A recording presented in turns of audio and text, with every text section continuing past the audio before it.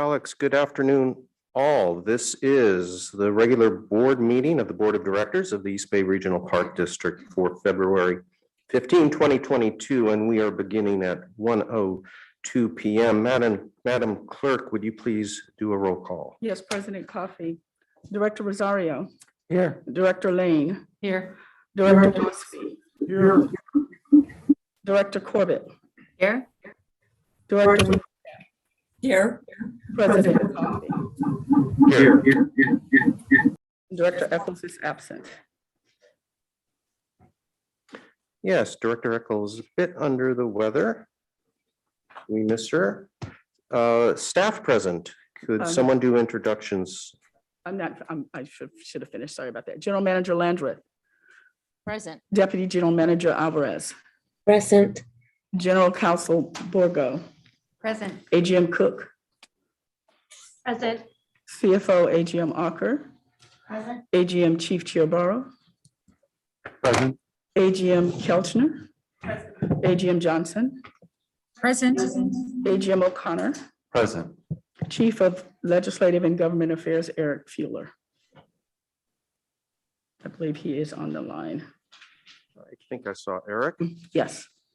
So thank you one and all for your attendance, and Director Lane will now lead us in the Pledge of Allegiance. Please rise.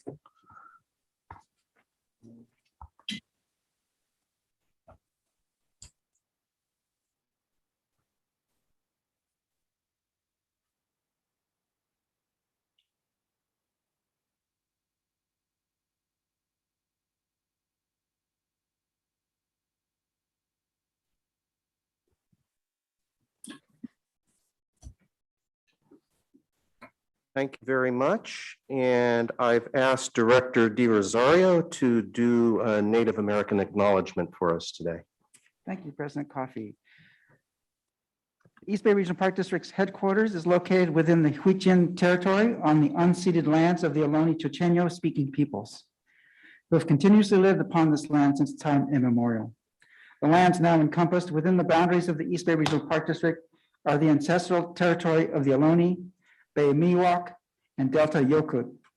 Today's Ohlone, Bay Miwok, and Delta Yokut people are thriving, vital members of the Greater Bay Area community. They remain intrinsically connected to the land they have stewarded since time immemorial. So please join us in recognizing and in honoring this land and their ancestors, elders, descendants, and all other members of their communities. Thank you. Thank you, Director. Today's meeting is held pursuant to the Brown Act as amended by AB 361. Board members and staff may participate via phone or video conferencing. This meeting is a hybrid of an in-person attendance with board members, designated staff, and members of the public. We are also providing live audio and video streaming and have provided the public the opportunity to submit written comments and call in for public comments for an item on the staff report by leaving us voice messages. And we have indeed been had circulated to us a number of email comments on the agenda this afternoon, along with transcripts of various voice comments going back to December. So with that, we'll move to approval of the agenda. Is there a motion to approve the agenda? So move. Moved and seconded. Please call the roll. Yes, President Coffey. Director Corbett. Aye. Director Wieskamp. Aye. Director Rosario. Aye. Director Lane. Aye. Director Waspy. And President Coffey. Aye. Thank you. Thank you. And public comments on both items not on the agenda and on the agenda may be submitted one of three ways. And Madam Clerk, will you describe them?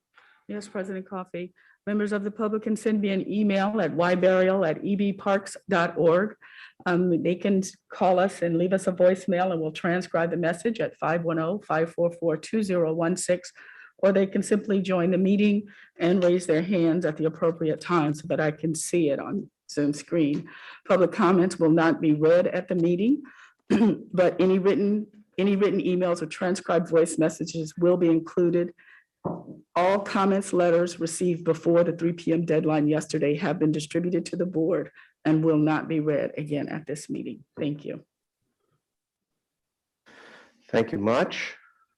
We've approved the agenda and described public comments. We now move to item concerning public comments on items that are not on our agenda, either the consent agenda or the open meeting agenda. So I understand we do have some public comments on items not on our agenda, and are we able to move to those now, Madam Clerk? Yes, President Coffey. All right, Our let's first proceed. speaker is going to be Joel Schrock, and you have 3 minutes, sir. If you can unmute yourself and unstop your video.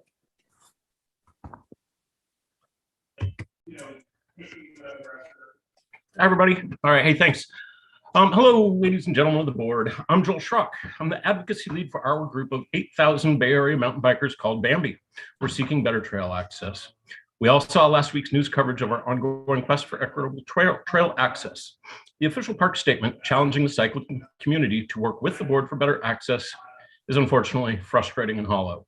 I say this because riders have been working with the board for 20 years with no meaningful results. Bike access has been on the cover of this paper in 2003. And this article from 2009 states, Ann Wieskamp said she and other board members are open to hearing the mountain bike community's concerns. I'm a strong supporter of cyclists, she added. Then in 2012, this high school group was confronted by a helicopter and they were told, you need to talk to the board if you want better trail access, which they did. So here we are in 2022. We've worked with the board for 20 years and no progress has been made. The time for the board to take action is long overdue. We understand the environmental impact is a significant hurdle when it comes to getting new trails approved. We also understand the challenges involved with getting the consensus to update Ordinance 38. So we are proposing a stopgap solution for the benefit of everyone that visits the parks.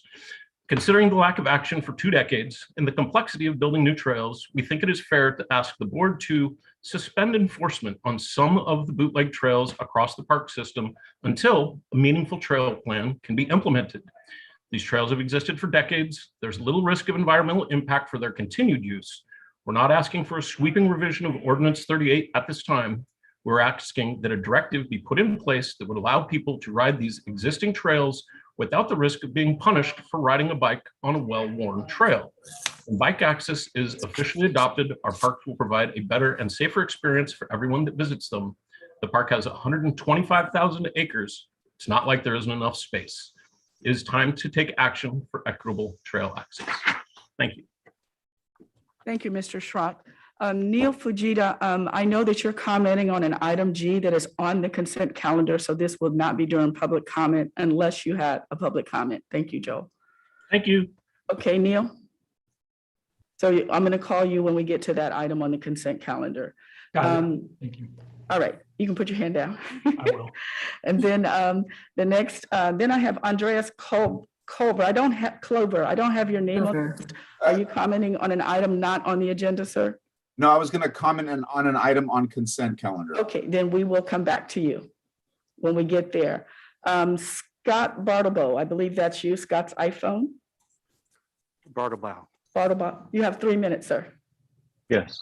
Mhm. I'm Scott Bartleby, Advocacy Director of the Bicycle Trails Council of the East Bay. President Coffey, Directors, General Manager Landreth, and staff.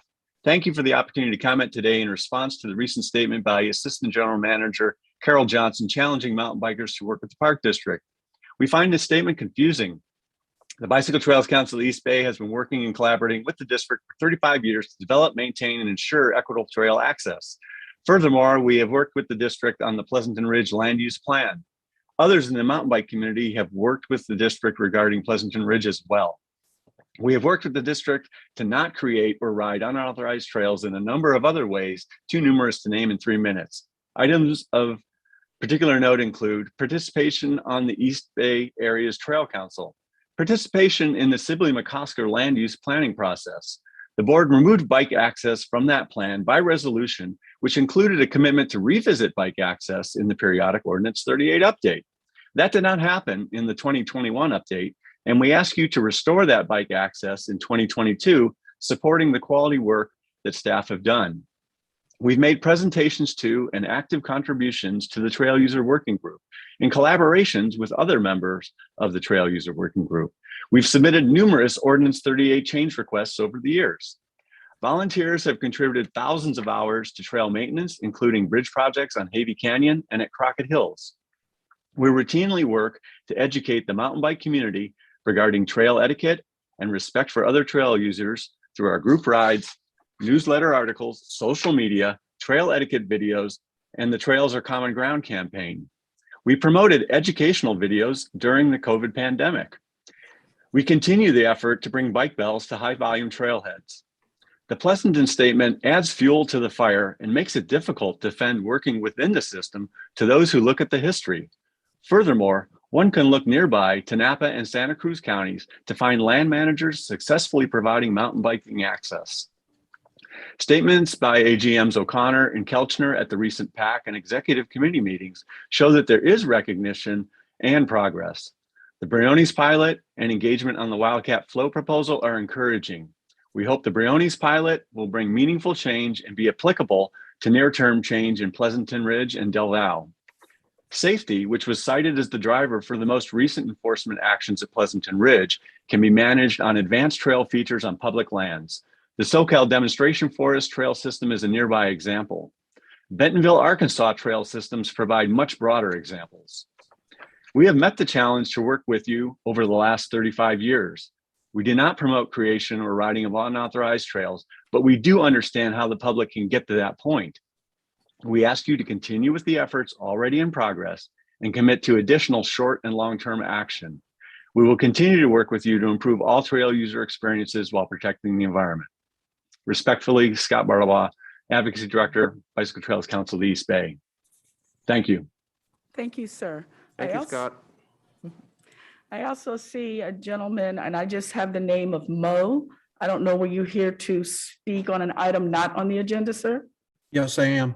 My name Okay. is actually Joe. My wife's name is Mo. Okay, well, Joe, you have 3 minutes, sir. Thank you. I'm a 25-year-old resident, a 25-year resident of Danville. I'm a 62-year-old retired businessman. My backyard fence borders Los Trompas Regional Wilderness Park. Truly never took advantage of the East Bay Regional Park system until recently.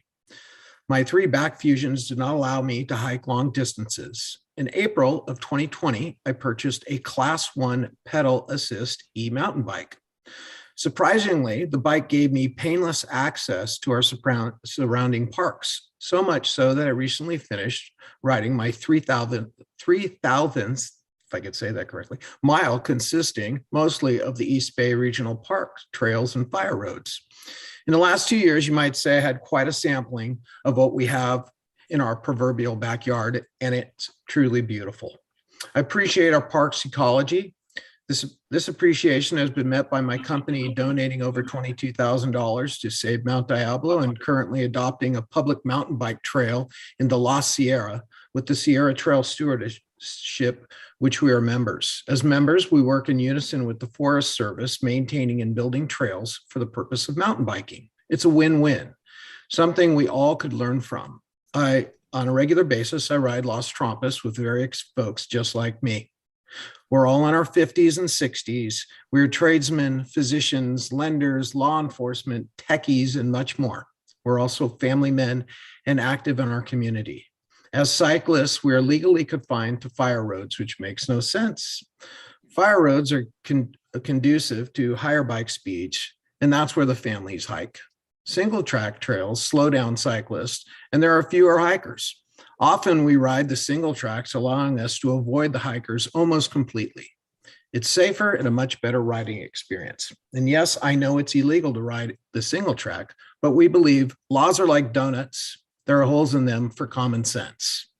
Recently, we were stopped by law enforcement for riding on a single track parallel to a fire road while safely avoiding hikers. Names were taken, warnings were given, and more cyclists became activists.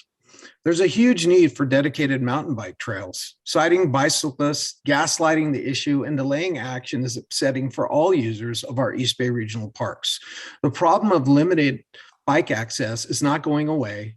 It's growing, and so are bike sales. A $275 ticket is not the answer. Why continue spitting in the wind? It's taxing to our law enforcement and angering a lot of cyclists.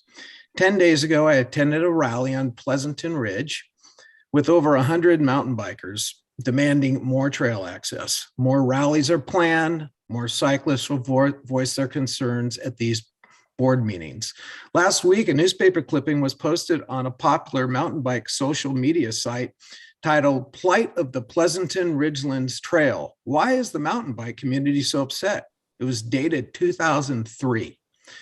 I now look forward to seeing what positive steps this board takes upon improving this long overdue situation. Our community has a huge resource of young and older cyclists willing and ready to commit their time and energy towards improving the trails in our beloved East Bay Regional Parks.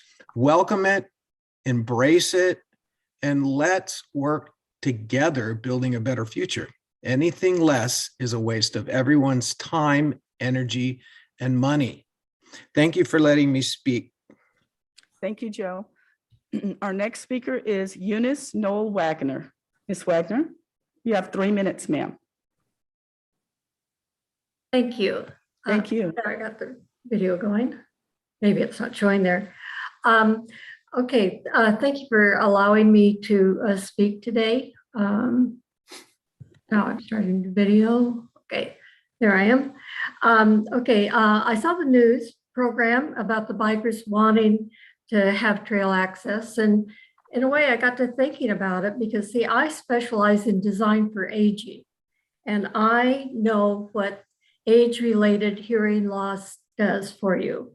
If a bike is approaching from the rear, you aren't aware of that. You can't hear them. And so I think having bicycles and pedestrians and horses all in the same area doesn't make a lot of sense. In fact, my friends and I are afraid to walk in places like that because we can't anticipate what is coming up on us because we can't hear it.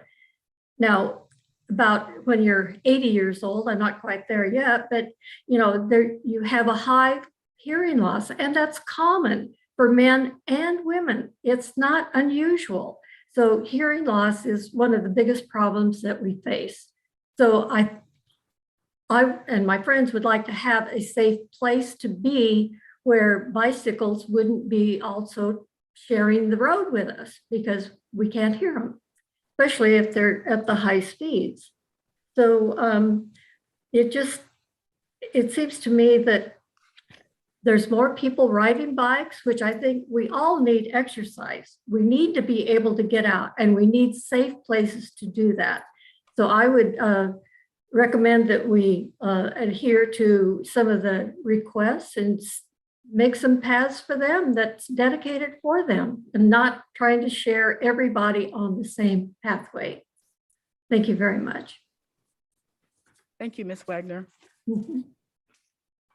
I do not see anyone else here for a public comment, an item that is not on the agenda. President Coffey. Okay, thank you, Madam Clerk. I just want to note for informational purposes, especially for those joining us to talk about mountain bikes when it's not on our agenda, is that we do have, and Scott referred to it, a web, or at least the group, the Trail Users Working Group, which started meeting, I believe, in August of 2020, and just concluded its proceedings earlier this month, like a couple of weeks ago. There is a web page at ebparks.org devoted to it for those of you who want to keep up to date or go back and look at the historic issues concerning mountain bikes. Look at those meetings, look at the materials on that website. And also, 5 days ago, this board's executive committee undertook an extensive discussion of the outcomes and summaries of the proceedings at the Trail Users Working Group. And there's an extensive discussion and staff presentation concerning mountain bike issues and narrow dirt trails. And that is probably at this point posted on YouTube. I'm not sure, but it was 5 days ago on February 10, the board executive committee. Again, an extensive discussion, and action in referring these issues to our Park Advisory Committee for undertaking this year with an eye toward making very specific recommendations. So I commend all of you of interest in that issue to those sources of information and meetings that we've had on the issue. And I want to especially thank Scott for his lengthy letter and his contribution today and his extensive contribution with some others on the Trail Users Working Group. So with that, we will move to our business calendar, starting with consent. And I understand, Madam Clerk, there are several consent items upon which the individual board members have questions still pending for addressing. So we will have you take us through those consent items that need further addressing by staff. If there are any remaining, it looks like there are several. And then we have at least 3 public comments on items on the consent calendar that we will need to get to after the board is finished addressing them. Yes, President Coffey, if I may, Mr. Clover, could you let me know which item that you want to comment on that's on the consent, please? I've item J, the Coyote Hills PLA. Okay, thank you. Great. All right, we'll come to you. Yeah, the questions pending are, Director Rosario had several questions, and I want to apologize. The questions did not get sent out until late, so some people have actually responded, but I do not know if Director Rosario has had an opportunity to see them. So item D, resolution to support AB 703, open meeting teleconferences was a, Director Rosario had a question. Item G. Item G is the land for public recreation and vegetation management purposes, email regarding Sonoma Wilderness Regional Preserve. Item H, authorization to execute a 5-year extension of the lease with Pacheco Properties. Item I, authorization to accept $82,124 in grant funds regarding the greenhouse replacement and pollinator programming. Item J, the PLA for Coyote Hills. Item L, authorization to enter into agreement with the California Conservation Corps. Item N, authorization to apply for federal grant funds from the Land and Water Conservation Fund.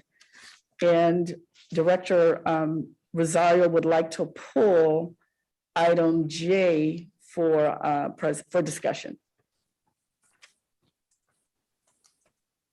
And Yolanda, just as, all my questions have been answered, Mhm. except for, I still want to pull J for discussion. Okay, so all your questions were answered. So we're just pulling item J for discussion.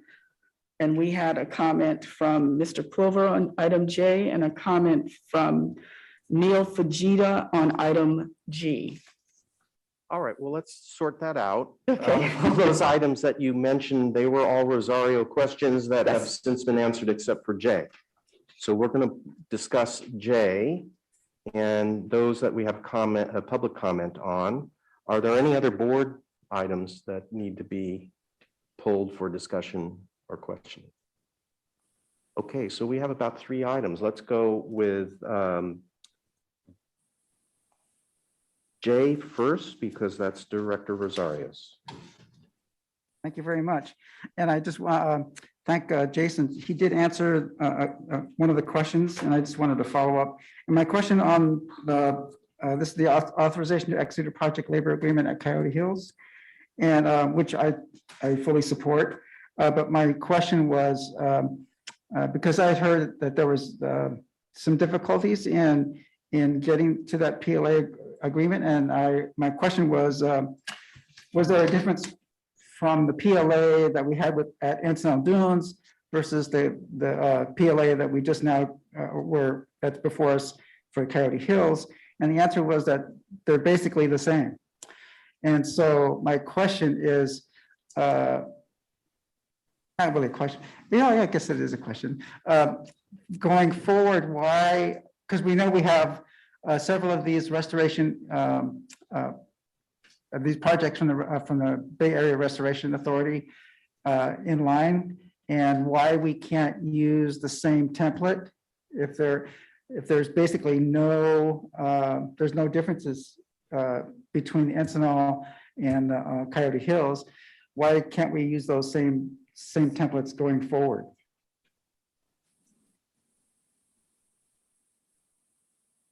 Jason Rosenberg, Assistant District Counsel. Thank you, Director Rosario. The template that we use for Encinal Dunes is essentially what we used here, minor non-substantive changes. I think the question of we use that same template moving forward. So I think the question of can we use it in the future? Yes, that's definitely a possibility. It just involves sometimes a larger discussion with the Trades Council and the Park District about, the willing to negotiate these on a case-by-case basis. And then, which also leads to another question of going forward. I mean, I think that we as a board need to go bring up the discussion of having an overarching PLA for a lot of our projects, and not just the Bay Area Restoration Authority. So I would like to see that as a possibility in the very near future. So, so thank you very much. Is there any? I understand each project is unique to itself, and so, but it seems like the overarching agreements that were laid out in the packet are essentially the same. Yes, that's correct. Great. Well, thank you very much. And President Coffey, if I may, just also Director Rosario on item L regarding the California Conservation Corps. There was supposed to be a presentation from the California Conservation Corps on this item for you. Is that something you asked for? I think they were going to bring that forward. So I thought that'd be fine. Yeah. Sounds good to me. Okay. Why don't we proceed? And then we have 2 public comments on it. Yes, President Coffey. And I think that's going to be, Deborah, are you going to present that, or you just want me to go directly to the California Conservation Corps? Okay, thank you.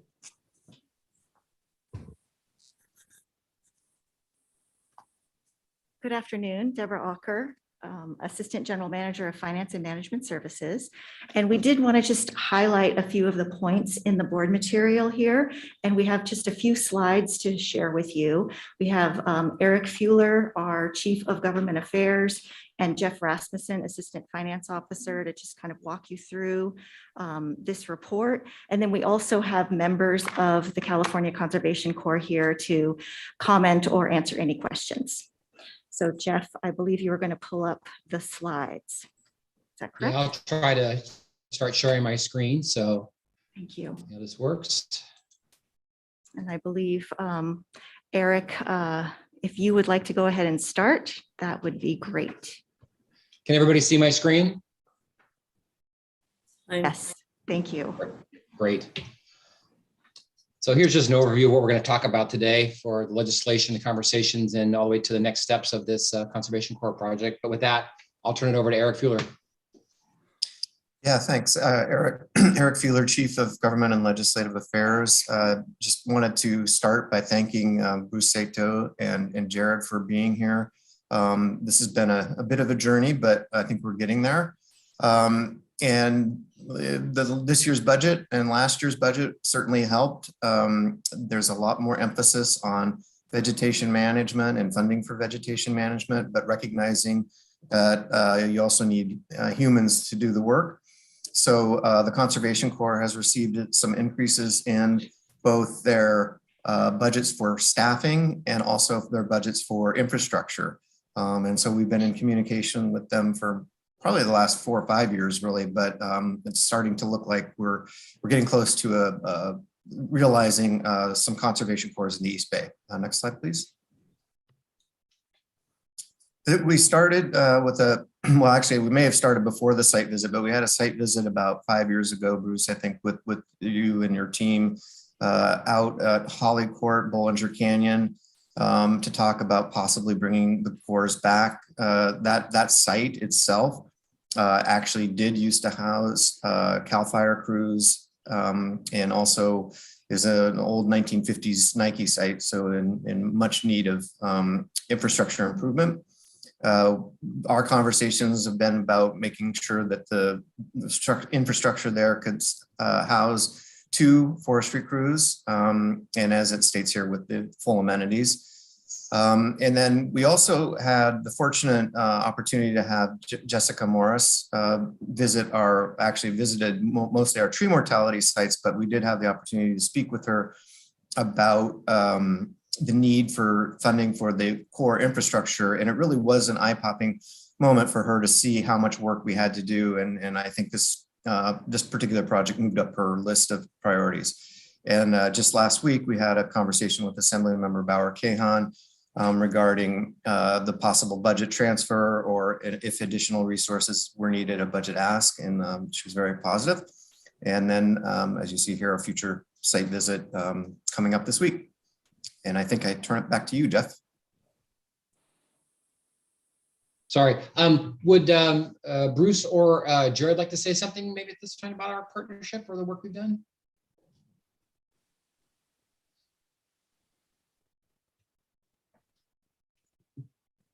Jared? Yes, go ahead, Bruce. Are you there? I do not see Bruce. I just see you, Jared. Perfect. Not a problem.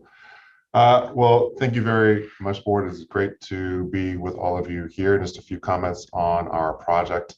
I believe our long-term goal is to support the East Bay region's need and provide the area with a future workforce of diverse young adults to fill careers in conservation, green jobs, parks management, and all the new climate careers of the future that we haven't conceived of yet. We bring to the table people who've been historically locked out of conservation jobs. So we're really excited about this project, and thank you for your consideration to support and enter into this agreement with the CCC. The program would offer a crew of young conservationists who be dedicated to East Bay regional parks and engage in the work of healthy forest management, fuels reduction, tree planting, invasive species removal, trail building, and wildland and parkland maintenance. In total, 2 crews of about 30 people will be dedicated to this cause, with a special focus on recruiting young people from the local Bay Area community, where they can work in, serve, and make valuable relationships in their home areas. A residential facility will enable the CCC to address needs in the Bay Area by providing a safe and healthy environment for all Corps members and staff to work and live. This project would also allow the CCC to provide housing for Corps members in an expensive region where we don't have a partnership or a strong foothold, and continuing the much needed fuels reduction work in all of the East Bay region parks. Thank you for your consideration. Great, Thank you for that, Jared. Thanks very much. Jeff, I just wanted to add one quick thing. And also, this is an important green jobs opportunity for the Park District, and really can be a feeder program into some entry-level positions at the Park District, like our fields crew and some of the other occupations. So just wanted to recognize that this is a good career ladder program for the district as well. Great. Well, thank you both very much. Jeff Rasmussen, Assistant Finance Officer, and I'll go through some of the nuts and bolts of the project. So first, as Eric Fuller mentioned, we did a quite extensive tour of the Park District about potential sites all across the Park District. You see that list here. We went out to Thurgood Marshall Regional Park, and always in our mind with 2, maybe looking for a temporary spike camp or something like that, but also looking for a long-term camp. I think we actually have opportunity or options for both of those at that point: a temporary spike camp as well as a long-term, more permanent camp. Where we landed for the permanent camp was on Bollinger Canyon Road in Las Trampas. In 2021, the board approved $300,000 for maintenance improvements or infrastructure improvements at Holly Court or at Bollinger Canyon here. As Eric said, they were old Army facilities and definitely need of some of that. And working with the CCC, we actually decided to take some of that money and move it less towards the actual on-the-ground infrastructure, but to perform an engineering study. So the board awarded an engineering contract to BKF Engineers to begin the planning, utility, and needs assessment for potentially developing a permanent camp at Bollinger Canyon. So we decided what we'll do with the actual camp, if we'll reuse the existing buildings or expand on them or replace them. That'll have to come as we can continue the needs assessment and evaluate the buildings. This is towards an effort to help support the Conservation Corps in securing up to $8 million of funds for the Conservation Corps to build this. Also, in early discussions, who was best to implement or build this thing, and working with the Conservation Corps, determined that be best that the CCC obtain this money, and they would be responsible. The state would be responsible for building this new facility.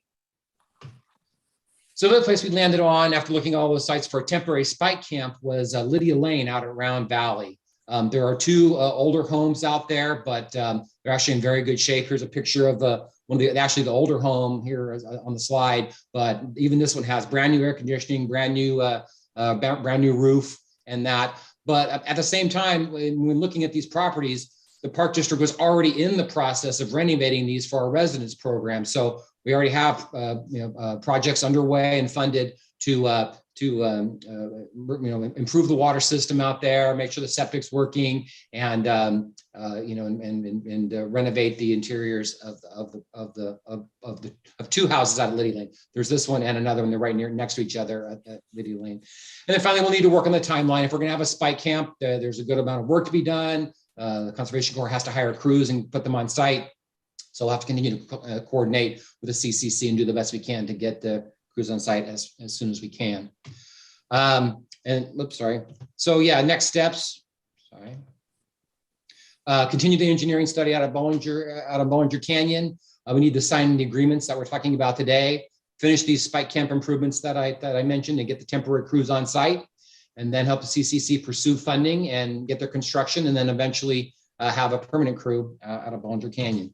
So today we request the board's authorization to enter agreement with the California Conservation Corps for a temporary camp at the existing houses at Lydia Lane and a new long-term camp to be built by the CCCs on Bollinger Canyon Road. And with that, I will stop sharing and we can have a discussion. Great, thank you. Yeah, you basically answered all my questions, especially about Lydia Lane, because the first I heard about the spike camp was when we were lobbying for it last week. But I think this is a fabulous opportunity. Do you think the spike camp at Lydia Lane will be functional for this summer? Yeah, I believe so. We were already underway with the renovations. So I think unless there are some supply chain issues with certain things, and I'll have to work with the CCC, but I definitely think there's a chance for this season. Yeah, and then the other thing I just wanted to thank, one of my other questions was that was to confirm that the work that these crews are going to be doing will be supervised by either East Bay Regional Park Fire or operations folks. So I'm happy with that. Thank you. Director Lane?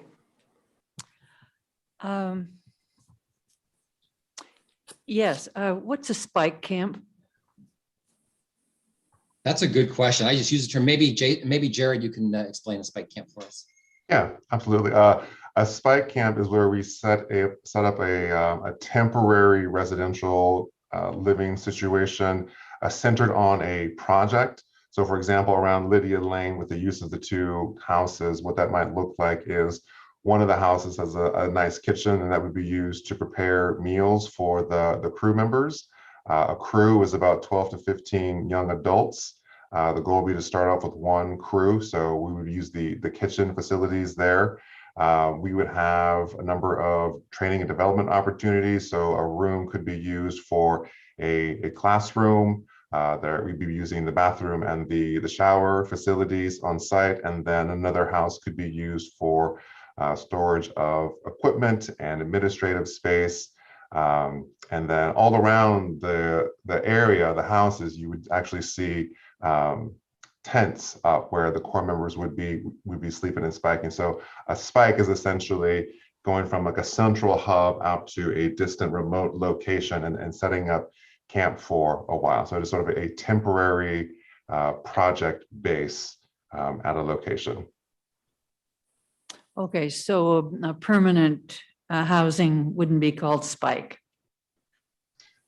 Permanent housing, yeah, if they sleep in sort of their own, a bedroom with lights and a restroom down the hall, that would be what we call a residential facility. And that would be sort of the aim of the Bollinger project, which is to create a residential facility where Corps members would live and sleep and get out of their tents and have a roof over their heads and a bit more modern conveniences around them. Thank you. Mhm. All right, Director Waspy and then Director Corbett. Thank you. Yeah, I guess my question would be of Mr. Patton again. I think this is a great idea, and I had the opportunity in my job in the Park District to work with CCC crews a long time ago, and we did a great project. I guess what I'm interested in is how do you perceive how you would work with Park District crews? I have the same concerns of Director Rosario. I'm interested in have you gotten down to those nuts and bolts? I mean, will some of your crews work with the fuels reduction crew, or will you work separately? Who will provide supervision? Who will provide equipment? Things like that. So all of our crews are supervised by CCC staff, and they'll work in partnership with the East Bay teams. There's a lot they can do under the banner of Forestry Corps, fuels management. All of the Corps members will also be fire trained as well, so they also have the capacity to respond to fires. So once we get down to the brass tacks, which is what's happening February 17th, all the parties from CCC and East Bay are meeting at Bollinger Canyon, including our director, Bruce Saito. And the purpose of that meeting is to sort of figure out exactly what the projects will look like, how can we program, what's the timeline going to look like for getting this all stood up. But at the end of the day, both the CCC and the East Bay would be working in close concert on all of the projects. And the idea is that the CCC, again, would be working on the projects that are most important and critical to East Bay Regional Park. So our hope is to create a career ladder for our young Corps members who are interested in parks positions to get exposure, to work hand in hand with East Bay personnel. So they're starting to network, build relationships, and see themselves as future employees of your department. Great, thank you. So, and as a little follow-up, so you said your crews would be fire trained and be accessible to put out park fires. I'm wondering who would do the training and who would be doing the dispatching to fires? And who? Well, they'll all be trained usually when we have, so the California Conservation Corps, as part of our legislative mandate, we are called on to assist in fires that happen and emergencies all throughout the state. So our crews will be trained in basic firefighting through CAL FIRE programs we have existing throughout the state. So a number of our centers are already CAL FIRE centers or CAL FIRE training centers. So Forestry Corps members will be going through a battery of training, including how to use a chainsaw, how to identify invasive species, incident command, first aid CPR, fire training as well. So should the need arise, they'll be able to respond. Thank you. Director Corbett. Thank you for this presentation. My question is actually on item J. So if we can go back to that after this, but this sounds like a great presentation. Thank you. All right, then we have two members of the public who would like to speak on this item. Madam Clerk, could you call upon them? Yes, President Rosario, I only have one person that I'm seeing right now. Andreas Clover. That's on item J. Oh, I'm looking at the wrong thing. I'm sorry. I do not have anybody from the public to speak on item L. Bruce Sato or Jared has already spoken. Yeah, Bruce Okay. Sato is not on the meeting. It's All not in right, the meeting, and what yes. item did Andres want to speak to? J, which is. Clover? Yes, sir. Oh, we were at J, so we're going to come back to J. All right, let's go back to Jay. Director Corbett, you had a question. Yeah, my quick question is if we could just have a brief explanation of the recommendation approving the project labor agreement. Hi, Jason Rosenberg, Assistant General Counsel. The recommendation is to approve the project labor agreement with the Building Trades Council pursuant to the SFA Restoration Authority grant resolution. Projects need to have a PLA with the Trades Councils. We successfully negotiated a PLA for Encinal Dunes, and this PLA is substantially similar to that same PLA. We just utilized the one that we came to agreement on for Encinal Dunes for this specific project. The only changes were some minor non-substantive changes to the miscellaneous provisions at the back regarding signature and interpretation. And then other than that, it's just a change of project description. And I'm happy to answer any further questions you may have. Okay, thank you.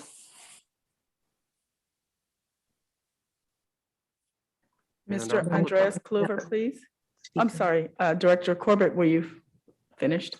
I was just saying, I think we have a speaker. Okay, thank you. Mr. Kluver? Okay, I get to speak now.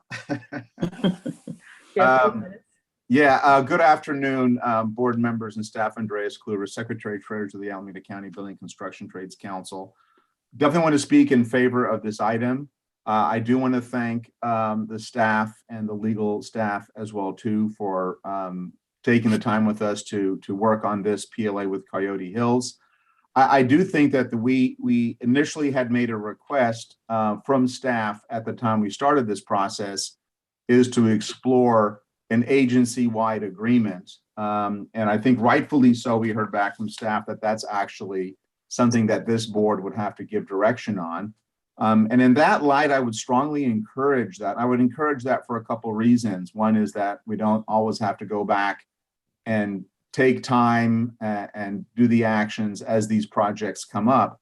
But I also think that a deeper relationships allows us, I think, to build out something that I believe would be the interest in this board is really continuing, as the previous presentation around the Conservation Corps is giving young people and disadvantaged young people and folks that are traditionally not part of the trades an avenue and a pipeline through these projects to get into the trades and to be synergistic with the other career opportunities that this organization offers and to kind of give multiple lanes where people can kind of go. And we have that with almost every agency where we have a PLA. We have a very well-developed workforce development plan that actually leads to those results. So in that light, thank you for taking this under consideration. And also, again, strongly encouraging this agency to get into a deeper relationship with the building trades and covering not just these projects, but other projects that make sense.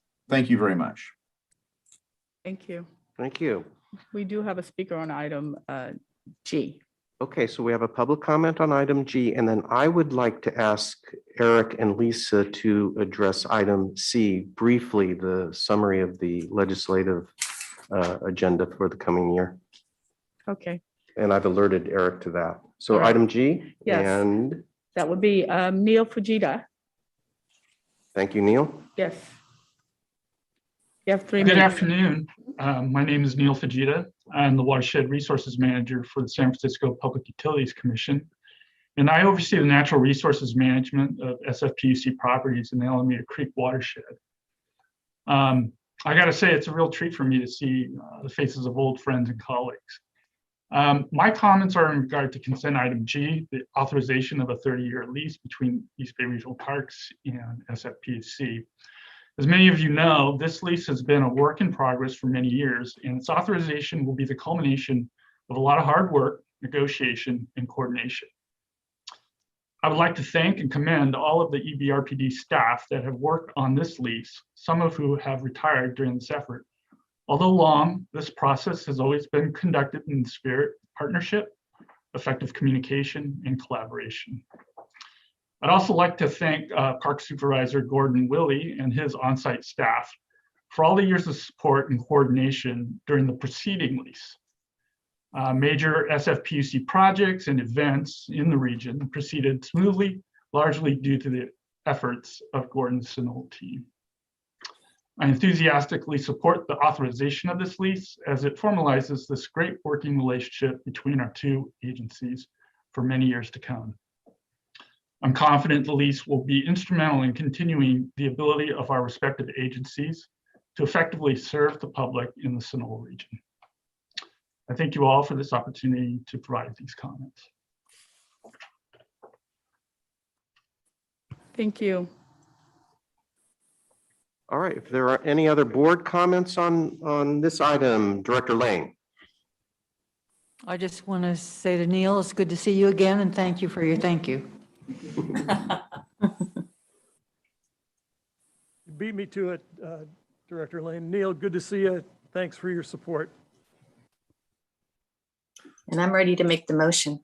All right, I want to, before you make that motion, Director Corbett, I want to ask Eric to come on and briefly summarize the legislative overview that is item C on our consent calendar, simply because so much effort went into that project, and it is going to dominate much of what we do through that department, Legislative Affairs, for the next year. Eric? Yeah, thank you, President Coffey. Eric Fuhler, Chief of Government and Legislative Affairs. First of all, I want to thank the entire board for being so generous with their time and spending that time with Lisa and myself and our general manager. Also want to thank the general manager for giving us the space to work on this overview. It was a very informative and exciting exercise for us. And it was an effort to make more transparency for the program and align the government affairs work more closely with the mission, vision, and master plan of the district. And it truly represents our cross-divisional and cross-jurisdictional work with a very broad list of partners and teams that we work with, both internally and externally. And then it also links our funding and policy work to align with our legislation and advocacy work in Sacramento and Washington, D.C. And so with that, we came down to 7 main focus areas, and I would like to afford Lisa Baldiner the opportunity to go through those quickly with you all. And I do want to recognize her hard work on this document and also in joining with the meetings. Really, really great work. So Lisa, with that, would you mind going through the 7 focus areas? Absolutely. So I'm going to pair it with a visual aid, but we'll go swiftly.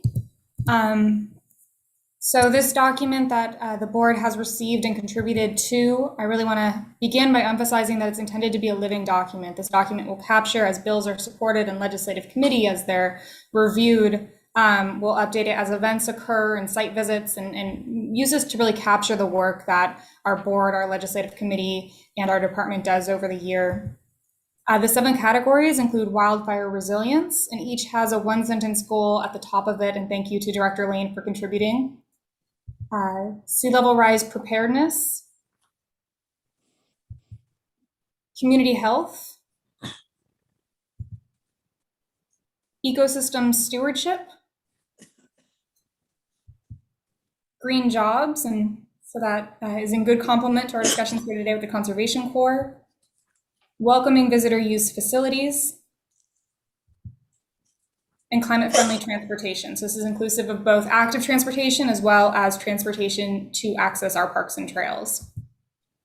And then additional items that are within this document, we include a history of government affairs beginning in the 1930s of how the Park District came to fruition and the legislative and advocacy efforts that were a critical part of it.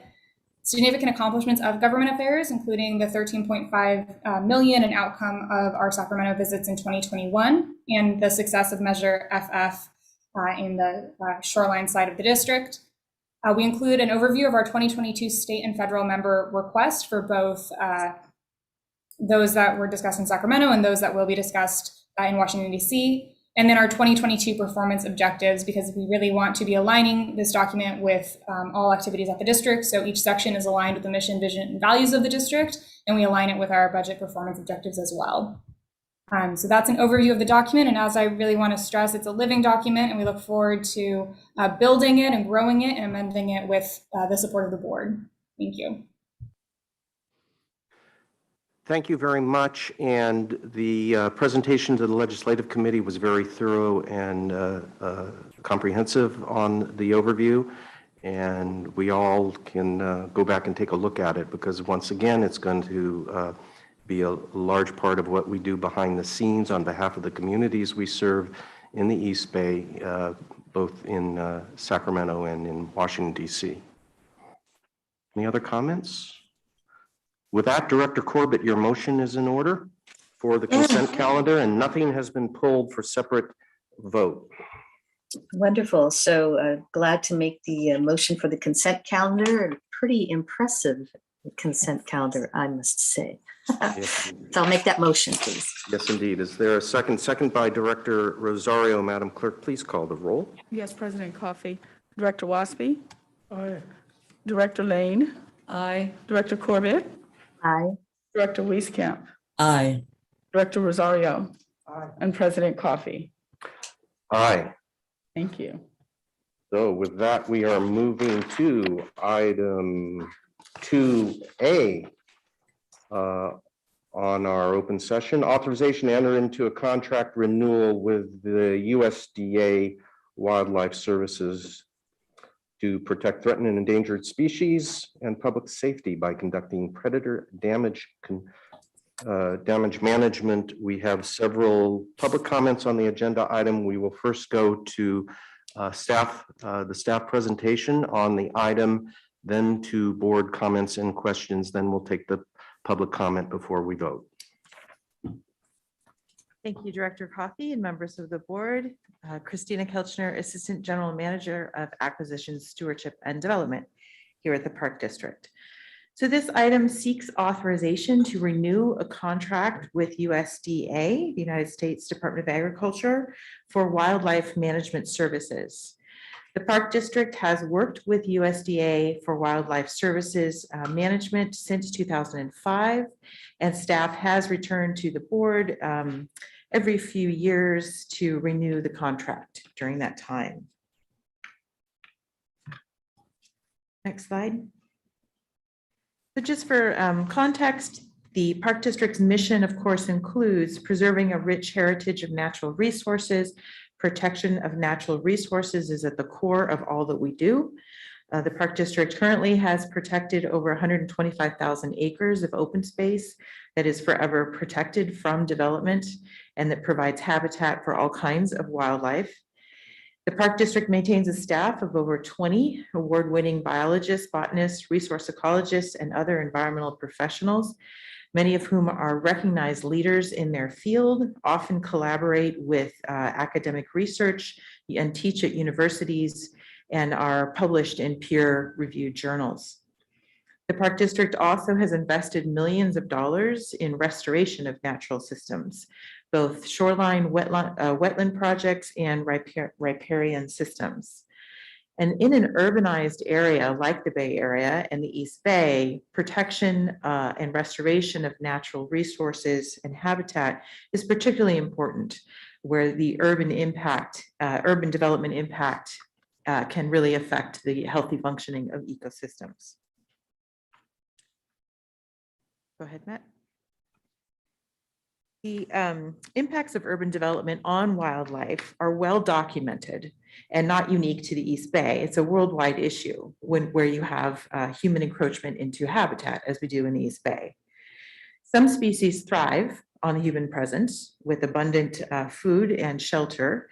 If you think about raccoons and seagulls, whose population has really expanded. And at the same time, other species are really threatened and harmed by human development.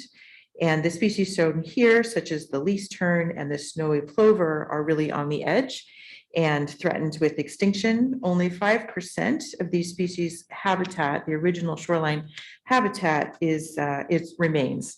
Much of that is located actually within the Park District's regional shoreline parks.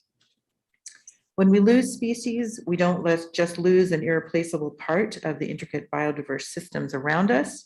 but the loss of a species and the risk of loss of a species can really be a clarion call and an indicator that the ecological system is not functioning appropriately.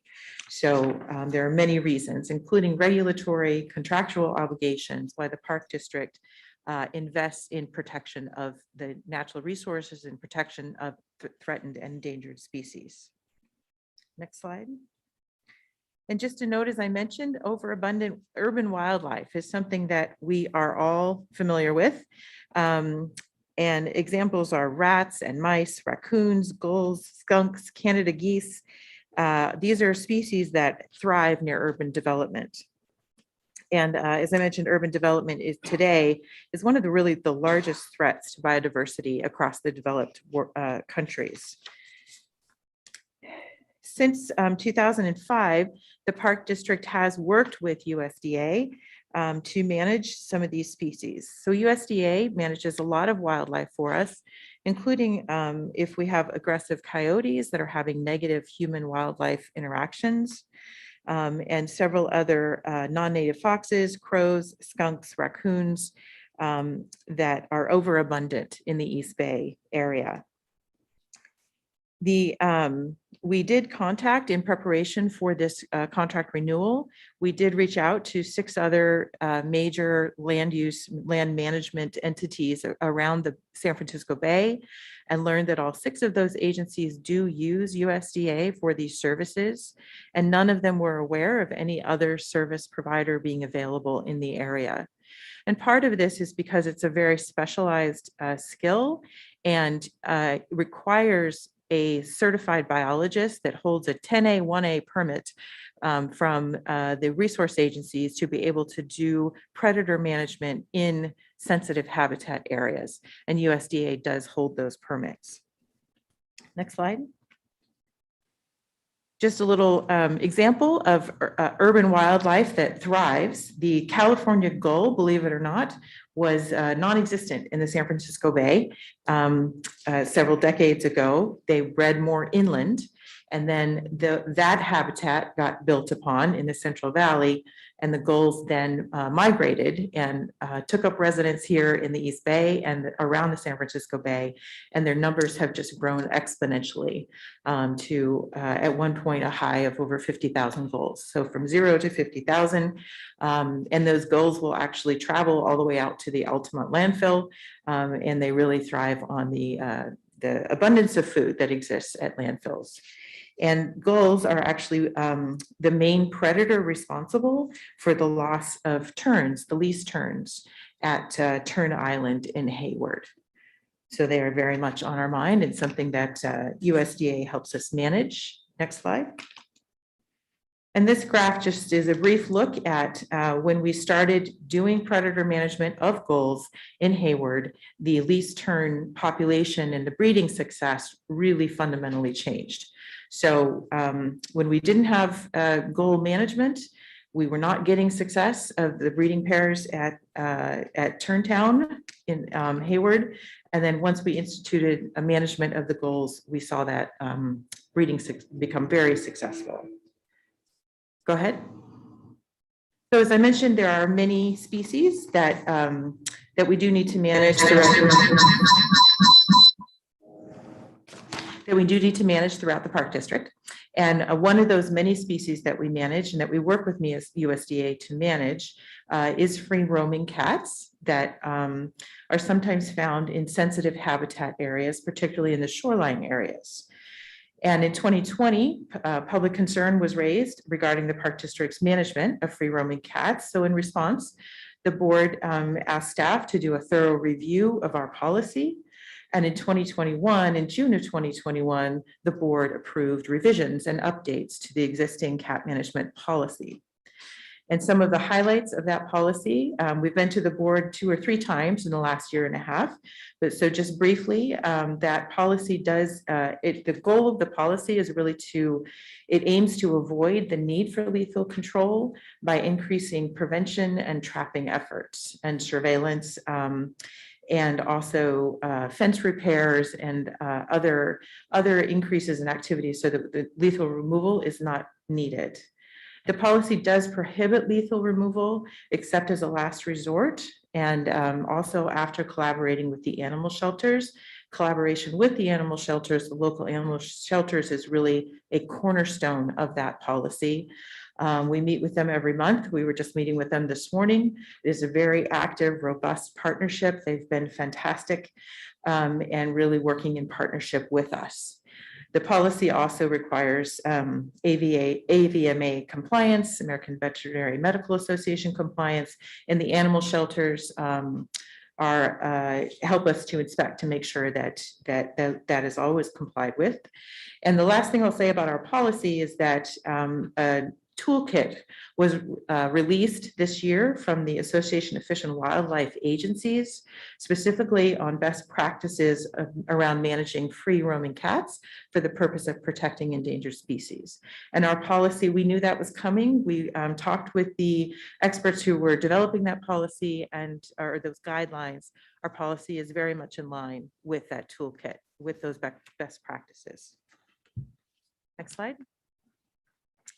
So as I mentioned, some of the things we've been doing under the policy: improved signage, improved fencing, improved trash receptacles to try to exclude cats from the sensitive habitats and remove any sources of food. And as I mentioned, the animal shelters have been wonderful, and USDA has also been doing additional trapping efforts. And as a result, since June, over 70 cats have been trapped and transferred to animal shelters.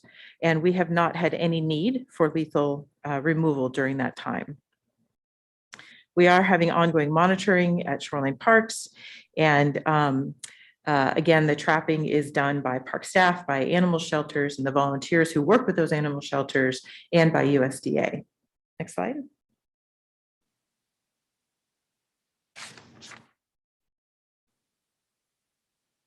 Okay, I think there's one more slide coming, but the final slide is just the repeat of the recommendation. So our recommendation is that the board of directors, I did have one more.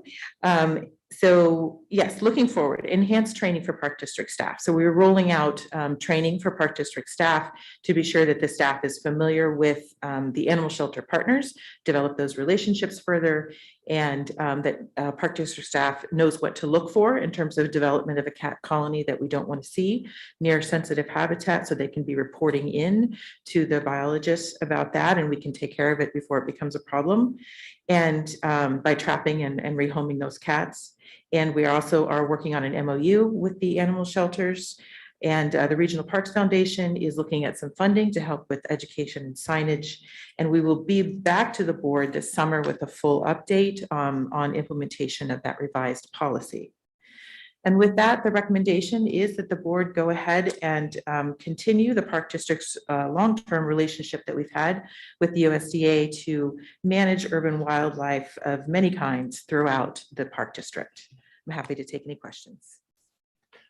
Before we go to the board, thank you for the presentation. And just in piggyback on something you just mentioned about staff training and implementation of the cat policy, I mentioned to you and just want to reiterate that we have trapping volunteers who are very much part of those folks who have successfully trapped and rehomed, neutered and rehomed over 70 cats. Some of those folks would very much like to get to know our staff really well and perhaps have some part in that training. Thank you, Director Coffey. We would love that, and we certainly are looking to meet with those volunteers whose dedication and commitment is truly remarkable. And I would also note for our audience that there is a longer version of your presentation on the implementation of the cat policy that was presented to the Natural and Cultural Resources Committee, I believe on December 8, if my memory is right. And that longer presentation is available on YouTube at our YouTube site. That is correct. Thank you. All right, so let us turn to the Board of Directors and questions or comments on the presentation and the resolution before us. Director Lane. Thank you for the presentation and the fairly long staff report, which we have, which is available on the website for anybody who would like to see it. It's, these controls are always more complicated than you think they are at first look.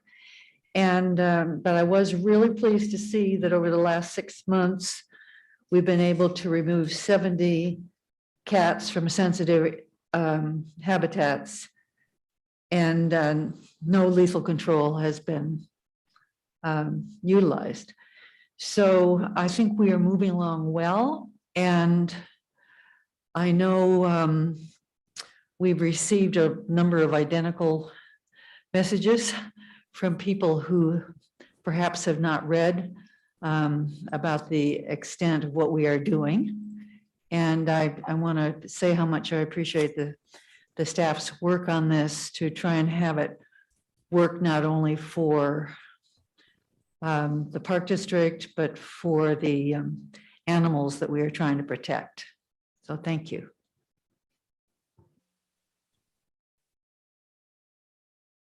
Other board members? I don't see any. Oh, Director Rosario, I didn't. I forgot. Director Rosario, thank you. Yeah, I just wanted to, the second Director Lane's comments. And again, I just want to thank staff and the volunteers for their due diligence in working together and coming to this, to where we are now. And I think we've placed ourselves on a sure foot for the future, and hopefully that we won't have to manage cats lethally. And so, good work to everyone, and I appreciate it. Director Corbett. I would just like to add to those thank yous. We very much appreciate the fact that what we're taking into consideration is taking cats and moving them someplace where they can be adopted. And we have so many volunteers who are making that work and making that happen. So we very, very much appreciate that. It's the right way to go. And it's also nice to hear that there's additional people who would like to volunteer as well. So we appreciate that and hope we can figure out a way to get them involved as well. So thank you. We really have made a change as to what had happened previously, and it's quite positive. So thank you. Thank you. We know this is not easy, but we thank you very much for what you've done. Thank you. Director Wieskamp. A long time ago, my husband and I adopted a feral cat. It took a while to have her really part of the household, but it worked. And I agree with Director Corbett that this is an opportunity to do something positive in all directions. Can't always do that, but I think this is what the program is about. And I think staff are working so hard, and for all those agencies that are helping us do the right thing.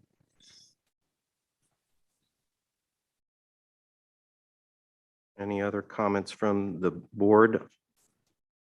I have a question. Predator damage management is a label that applies to both lethal, but importantly, non-lethal means of trying to protect endangered species and their habitat. And I wonder if a little more, you've touched on it on one of the slides, but my understanding is that the USDA is not just about going out there and telling them to shoot an animal that's preying on endangered species, that there are extensive efforts made to keep them out of the region, extensive major attempts to what we, for lack of a better term, call harassment. I know that I do that frequently with the raccoons that live next to my house. I get away. I harass them, but we're on good terms. And maybe you could touch on that in some more detail, because there are extensive attempts made that employ methods less than lethal with these other creatures. And we're in a situation where other than cats, we can't rehome. We're allowed to rehome cats, as I understand state law, but we're not allowed to rehome raccoons, for instance, once they're trapped. So what are the non-lethal means we implement through our, well, I know what we do ourselves, but under the USDA, because that's a lot of what's going on here. Yeah, thank you, Director Coffey. I'm not sure there's much of a market for rehoming raccoons. You make a good point. The USDA has very extensive techniques for, as you say, and harassing is the right word, discouraging other wildlife, and those from preying on endangered species. And those can include pyrotechnics, actually, small fireworks that they set off to scare away birds. It can include loud horns, loud noises. It includes decoys, sometimes putting what looks like a dead gull at a location will warn off other gulls. So they do have a whole range of techniques, of course, exclusionary fencing, where it's appropriate for terrestrial animals, and just being sure that we're removing all food sources. I know Chief of Stewardship, Matt Grawl, is on the line, so I don't know if he has anything he'd like to add to that description. No, I don't think I have anything to add. That was a good overview, Christina, of just what methods they use. But I think the other reason, I know that you said in the presentation, but I just want to emphasize too that, they do really help us with the cat policy, because they can trap and remove cats that are in these endangered species habitats. And with the shelter volunteers and even some of our staff, most of our staff don't have permits to go do trapping of cats within those sensitive habitat areas. So that's another method of control. And what they're doing in many of these cases is going and putting traps in areas where it's not practical or allowed for other people to do the trapping effort.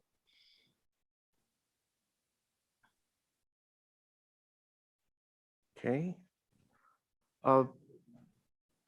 That covered my question, and we can move to public comment. If I could, just for a moment, preface public comment with one observation that I have, because I've noticed in our audience, Cassidy Schulman is here, and Cassidy spoke to us back in, I believe, December about the USDA contract, and pointed out that under the USDA contract, at least for 2020, there were 58 animals that were lethally addressed under that contract back then. And I think that it's very easy for all of us to stipulate that we're very much committed to preserving and enhancing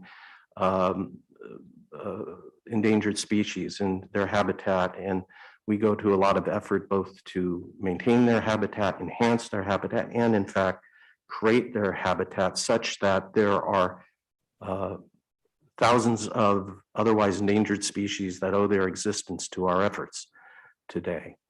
Not to mention the tens of thousands of critters that owe their existence today to our open space preservation, our habitat creation, our habitat maintenance efforts that this agency goes to.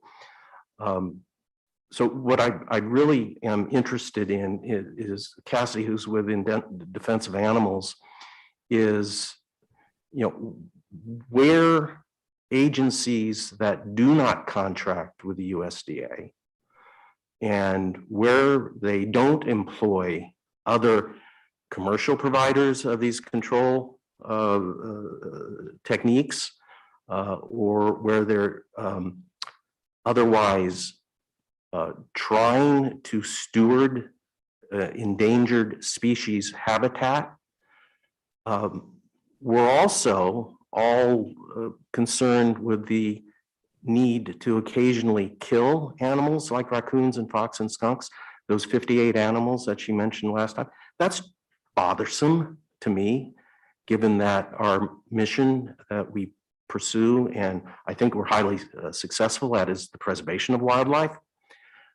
So I would like to know where these humane and non-lethal methods that in Defense of Animals proclaims are available are being used specifically in land where endangered species are being stewarded. And how is that accomplished? And are these agencies in fact able to avoid any lethal predator control when they're protecting endangered species? Because to me, that's when you cut through all the emotional issues, that's where it's at. How do we do that in a non-lethal means? And where are they doing that? And does In Defense of Animals as an organization have that down and can refer us to such agencies, specifically protecting endangered species and not using any lethal predator control? That would be good to know.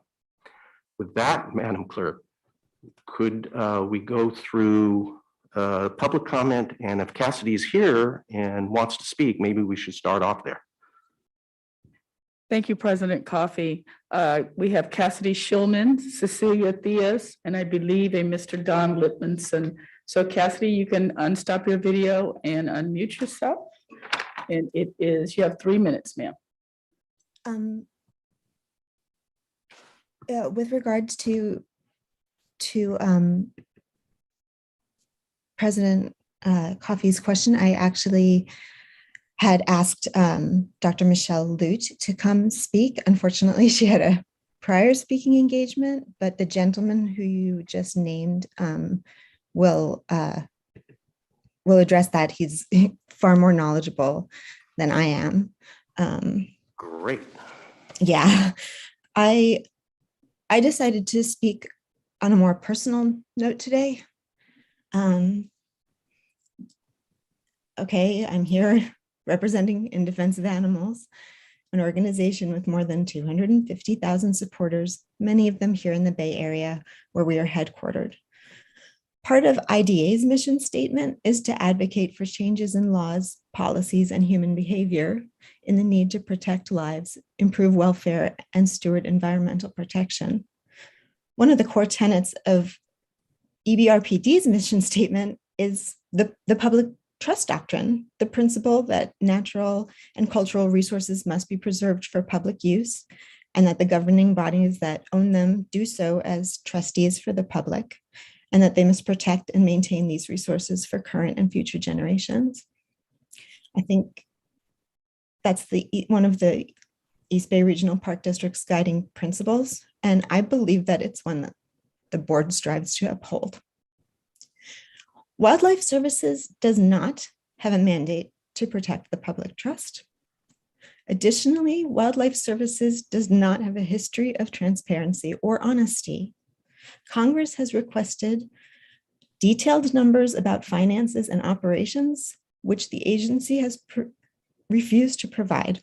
Congressmember Peter DeFazio has said, and I quote, "I've served on the Homeland Security Committee, and Wildlife Services is more difficult to get information from than our intelligence agencies."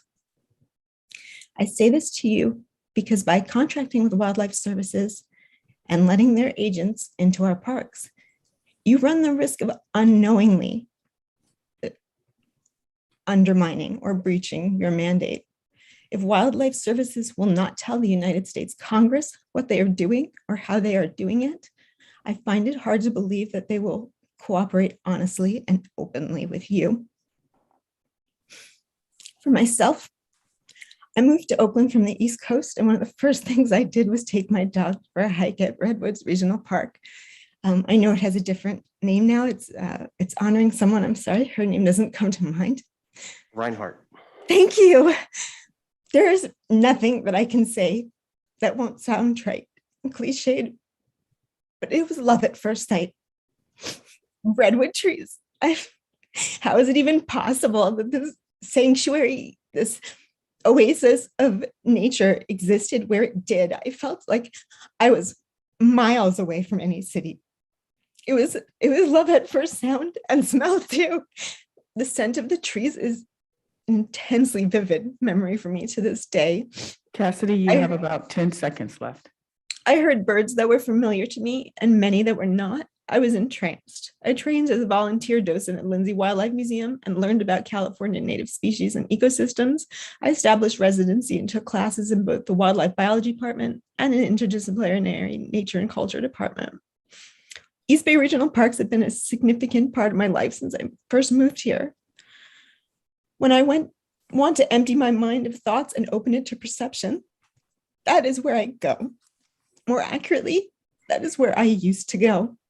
Now, when I see the familiar signs, the Clerk, yellow time. letters carved on Cassidy, your brown, time is may I up. finish my sentence?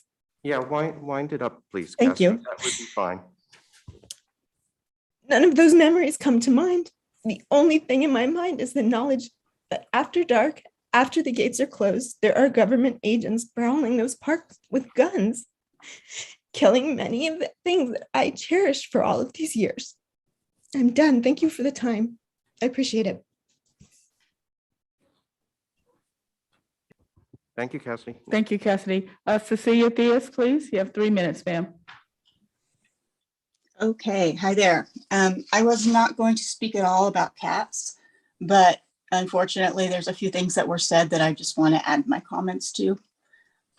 First of all, the fencing in the very area where the Oakport cats were killed still remains with holes big enough for any skunk, raccoon, fox, cat to wiggle through. So that has not been done. In that same area, the garbage receptacles have not been updated. They are open and wide every night, and I am there every night. Also, I want to mention that nobody has mentioned the fact that I've been out there trapping cats every night, and I myself have removed at least 30 cats. So you can add that to the 70. But I want to add that it's constant because new cats keep coming in because the environment hasn't changed. There's still garbage out there. There's still, there's no signs in the businesses nearby asking people not to dump their cats. And so I'm a little bit frustrated with that. But I did not want to speak about cats today because I am grateful that we have the opportunity to get these cats away from people like the man who shot mine. I wanted to speak about some of the things I learned by asking for public records, which I received tens of thousands of documents between going through you guys, going through Fish and Wildlife and Eden and some other places. I learned that every time the USDA does a report, they do something at the bottom of every letter. Maybe it's just a form that they use that says, you know, when money is available, it would be good to improve fencing and to look at exclosure fencing and to stop having openings in buildings and things like that. You guys are going to spend $377,000 to trap skunks, raccoons, opossums, and foxes, among others. And what they do is they put the traps out at night. They don't cover them. The animal sits in the trap all night long. Then they pick up the trap, they take it somewhere and they shoot it. If they're not doing that, they spotlight shoot. And spotlight shooting is when they go out in the dark, and I've seen this at Haywood at dawn. They go out there with their spotlights and they shoot. And so I guess, you know, I've actually experimented myself, and I am concerned because you can't tell the difference between a raccoon or a cat when you're shining the light. Cecilia, you have 30 seconds. Okay. But anyway, I just want you guys to know that it's not humane. The animal sits out in the cold all night. You guys are shooting them in the springtime when most of them have babies. You know how many last year I saw skunks scattering everywhere after I heard bullets over at the Edgewater area. And then I started to see a lot of orphaned opossum.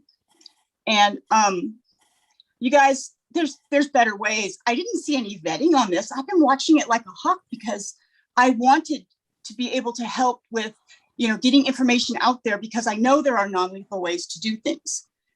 You guys have all the garbage out there. There were even garbage bags laying on the ground, I think on purpose to attract these animals one night. And USDA is cruel. I mean, these animals have families, and you should use this money now to make it to where the birds are safe. I want the birds safe and I want the mice safe.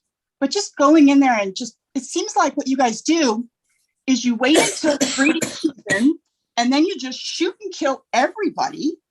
And then when the season is over and the birds go to their next place, you have your numbers, you're done until next year. And it's not like a constant thing, at least with Oakland Animal Services and others. They are constantly working on this. Cecilia, that's your time, ma'am. Well, thank you very much. Thank you. Okay, thank you for your trapping efforts. Those are much appreciated. Mhm. Thank you. Mr. Don Lipmanson, you have 3 minutes. Sir. Thank you. If you could release my video, that would be terrific as Yeah, well. I'll do that right now. Thank you very much. You should be able to, there you go. Yes, thanks very much. President Coffey and directors, before I address a question of possible alternatives to wildlife services, which I grant you is a very challenging issue, let me just mention CEQA a moment, if I may. I'm an attorney who has brought suit in Mendocino County, and that ultimately the supervisors did drop their contract, not review their IWDM contract with wildlife services. Similarly, up in Humboldt County, they got an agreement to separately, or they devised their wildlife contract policies to separate out mesopredators like opossums and raccoons and skunks, which typically are, as you note, are a function of urban activity. I do think that you have a CEQA issue here. The physical environment that's described in CEQA includes the biological environment, and killing the number of species, the number of individuals that Wildlife Services is doing has an impact on the biology, or can have an impact on the biology, which in turn has a greater impact than I think you're not acknowledging, and that may well require a CEQA study to continue the renewal of the contract. But I'd like to call your attention to, before I even get to the other thing, Edmonton is doing a great deal of coyote hazing, Edmonton, Canada, that appears to be very effective. They organize communities, they get out there, and they're trained. They're local groups that really have the science down on this, on how to do hazing, and it's proving quite effective. That's not to say that every last coyote will respond, but you can greatly reduce the conflicts, and volunteers are there to do so.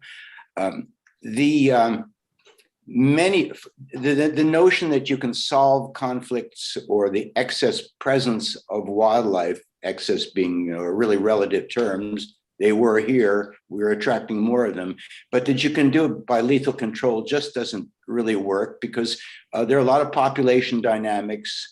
I'm an attorney, not a wildlife population specialist, but a lot of comments from established scientists, contemporary studies show that attempting to modify the population rather than letting pack behavior in terms of coyotes, and food restrictions in terms of what's luring in opossums and raccoons and skunks are much more effective than the lethal approaches. You don't have to be spending nearly the money that you are with wildlife services. If you offer contracts, training is available. Mendocino County has turned to Sonoma County Wildlife Rescue for training. You have plenty of wildlife rescue groups that can help you circumvent the issues for those mesopredators. I'm not speaking about your very unique issue that I really understand, or shorebird protection.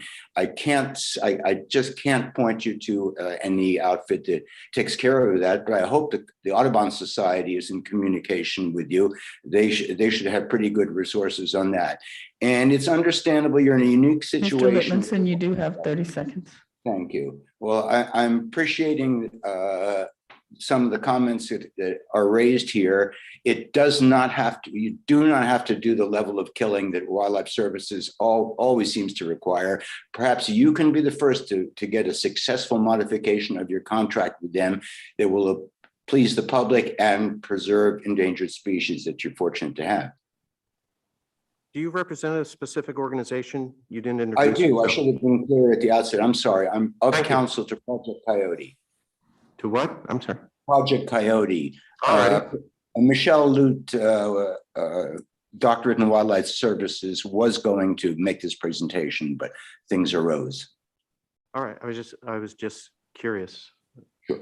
Further public comment? No, President Coffey, I do not. Let me just do a quick scan. I don't see anybody else here. No. Okay, so I ready to turn back to the board. My own comment is, I'm for myself personally, I still haven't heard of an alternate to having at least the potential of lethal control when we're dealing with endangered species, or a reference to an agency or large land operator who is protecting endangered species and successfully doing so without ever using lethal control. So, I continue to be receptive to hearing about such experiences and would certainly revisit what we're doing if there are such agencies protecting endangered species. And that's what we're talking about with the vast majority of lethal control here. We're talking about the protection of endangered species. Don't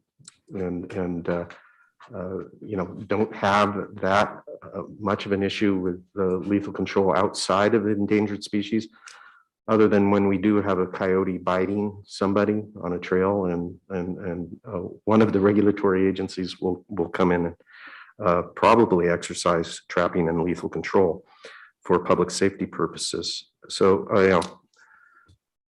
I'm still looking for those kind of answers. Other members of the board? Thank you all who came to speak to us today. Is there a motion to approve staff recommendation on the renewal of the USDA contract? Director Rosario, is there a second? Director Lane. Madam Clerk, would you please call the roll? Yes, President Coffey. Director Wieskamp. Aye. Director Waspy. Aye. Director Rosario. Aye. Director Lane. Aye. Director Corbett. Aye. And President Coffey. Aye.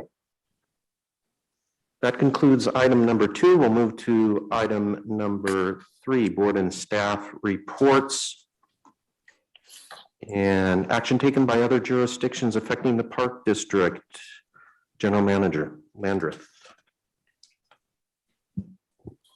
Thank you, President Coffey. I just have one quick update. There's more details in your packet. In the interest of time, I will be brief, but on January 20th of this year, the Delta Protection Commission approved the Great California Delta Trail Master Plan, or the GDT, to develop and adopt a plan for continuous recreation corridor around the Delta as required by the Public Resources Code. The GDT does not itself develop trails, but rather guides the commission to work in partnership with local agencies to coordinate planning and implementation across jurisdictional boundaries. The Park District does serve as a stakeholder on the stakeholder and technical advisory committees, and submitted comments on the draft GDT to highlight our partner opportunities and to ensure that appropriate alignments are identified within the plan. So there's more details on in the packet on that. And if you have any questions, staff can follow up. And that's it on my report. Yeah, I'm going to want to get a map. It crosses the rivers and the channel into Ward 7. And I think I have some old maps, and I'm going to look forward to getting some new maps based on this work. Currently. We now move to General Manager's comments and the General Manager's presentation on 2021 year in review.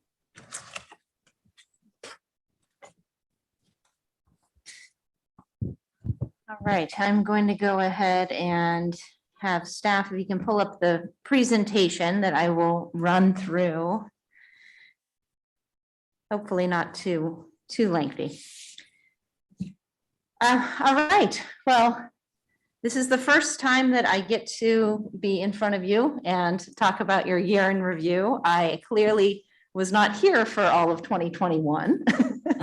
But that's the funny parts about these jobs, right? You get to come in and you get to pretend that you were here the whole time, for better or worse. But in this agency, it's almost always for better. So it's pretty exciting to be able to sit here and do this presentation.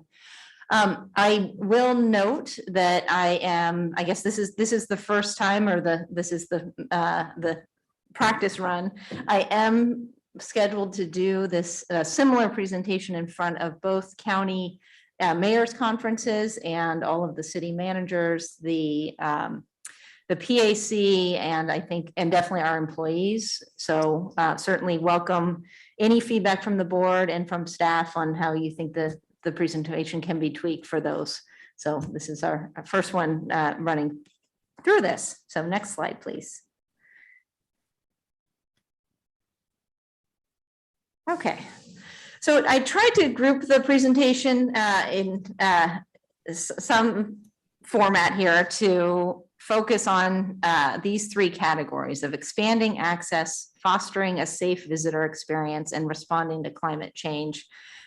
By no means will this short presentation cover everything that we did in 2021. That is not the purpose. The purpose is really just to give a flavor of some of the work that went on here. As you all know, we are entering next month, we are entering officially our third year of the pandemic.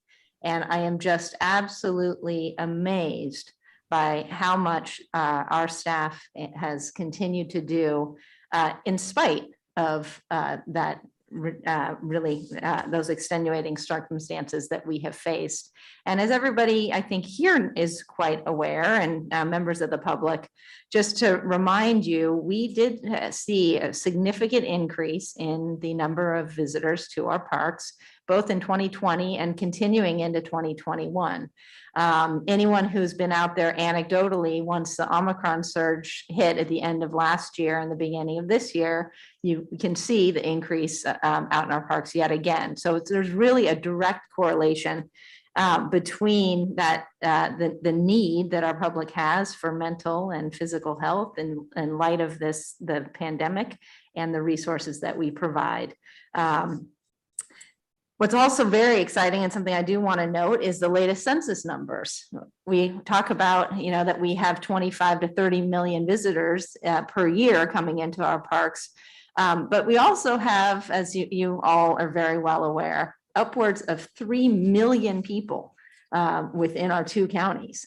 It's extraordinary, the number of constituents that our board and our staff are here to provide this service to.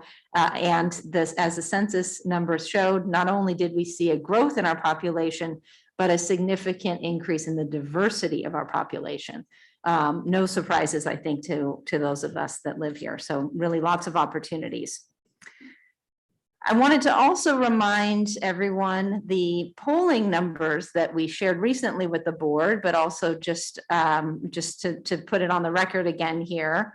No surprise, 94% of our respondents continue to say that the Park District is a valuable public resource.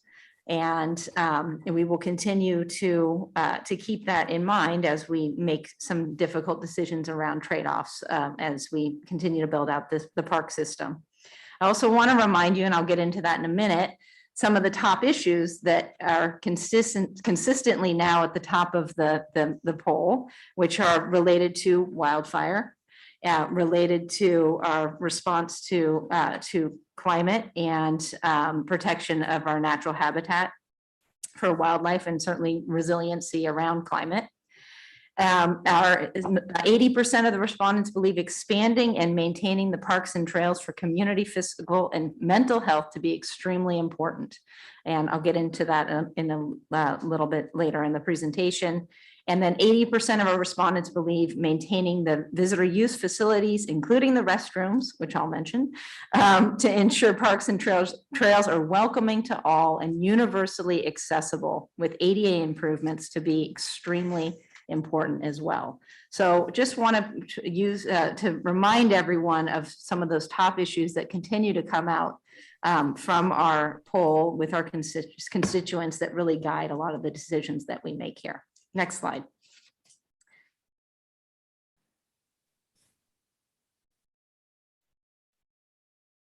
Okay, so jumping back into 2021 and the year in review, just starting on a note of expanding access, protecting and preserving our land. And as we all know, we are continuing to grow, unlike many local governments, as we acquire more and more property. And in 2021, last year, we acquired or leased an additional almost 191 acres.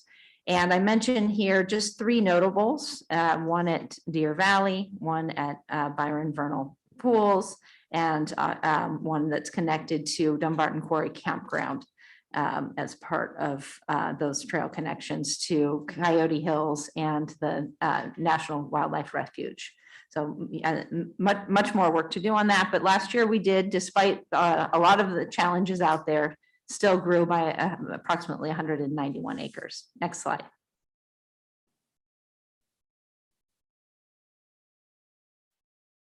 Expanding access, new acquisitions and openings, what we all love to do. Some nice pictures there. We had our connection at Lone Tree Point, the Civic Rancho Meadows property, Deer Valley, the Dumbarton Quarry Campground, and our incredible addition to Coyote Hills there as the first new campground along the Bay Shore shoreline in decades. Very, very exciting ribbon cutting that we had out there. Next slide.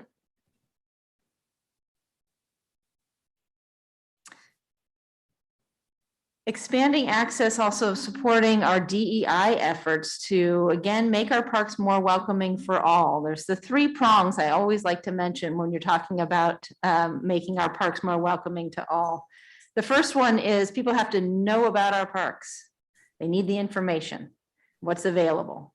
Second thing is they have to be able to get there. And the third thing is really the most important and oftentimes the most difficult, which is once people are able to get there, how do you make sure that they feel welcome and that this is really a sense of their own community space. And so there's a lot more work we need to do on that. But I do want to commend the Park District last year for some of the work that we have done already, which is a large one, which was the renaming of our new park out in Concord of the Thurgood Marshall Regional Park, home of the Port Chicago 50. Major efforts on behalf of the board and the staff and the community on that, and really proud of that renaming. The board also denounced racism and xenophobia against Asian Americans and Pacific Islanders. The board made Juneteenth a paid holiday for district staff. That was before the federal government did that. I like everybody to take note of that this board actually was well in advance of those efforts. And our interpretive and recreation services held a summit for 85 staff on implementing DEI principles into the daily work. And there's a lot of work happening at the program level that really a lot of it is really employee driven. I'm really proud of it. And we also we had the 76th UN Day celebration, where we dedicated our International Peace Pole out at Lake Chabot, and we were a recipient of the Global Citizen Award from the UN Association, which was really a proud moment for the Park District as well earlier this year. Next slide. I won't run through all of this, but just to give a highlight of some, again, through the programming, some of our work that we've done of welcoming our diverse youths through outreach and programming. We served in 2021, almost 24,000 youth through virtual and in-person school programs through our centers and the mobile education unit. Really extraordinary work that our staff did of being very creative on pivoting to the virtual programming and continuing to provide this essential service to our kids. Next slide, please.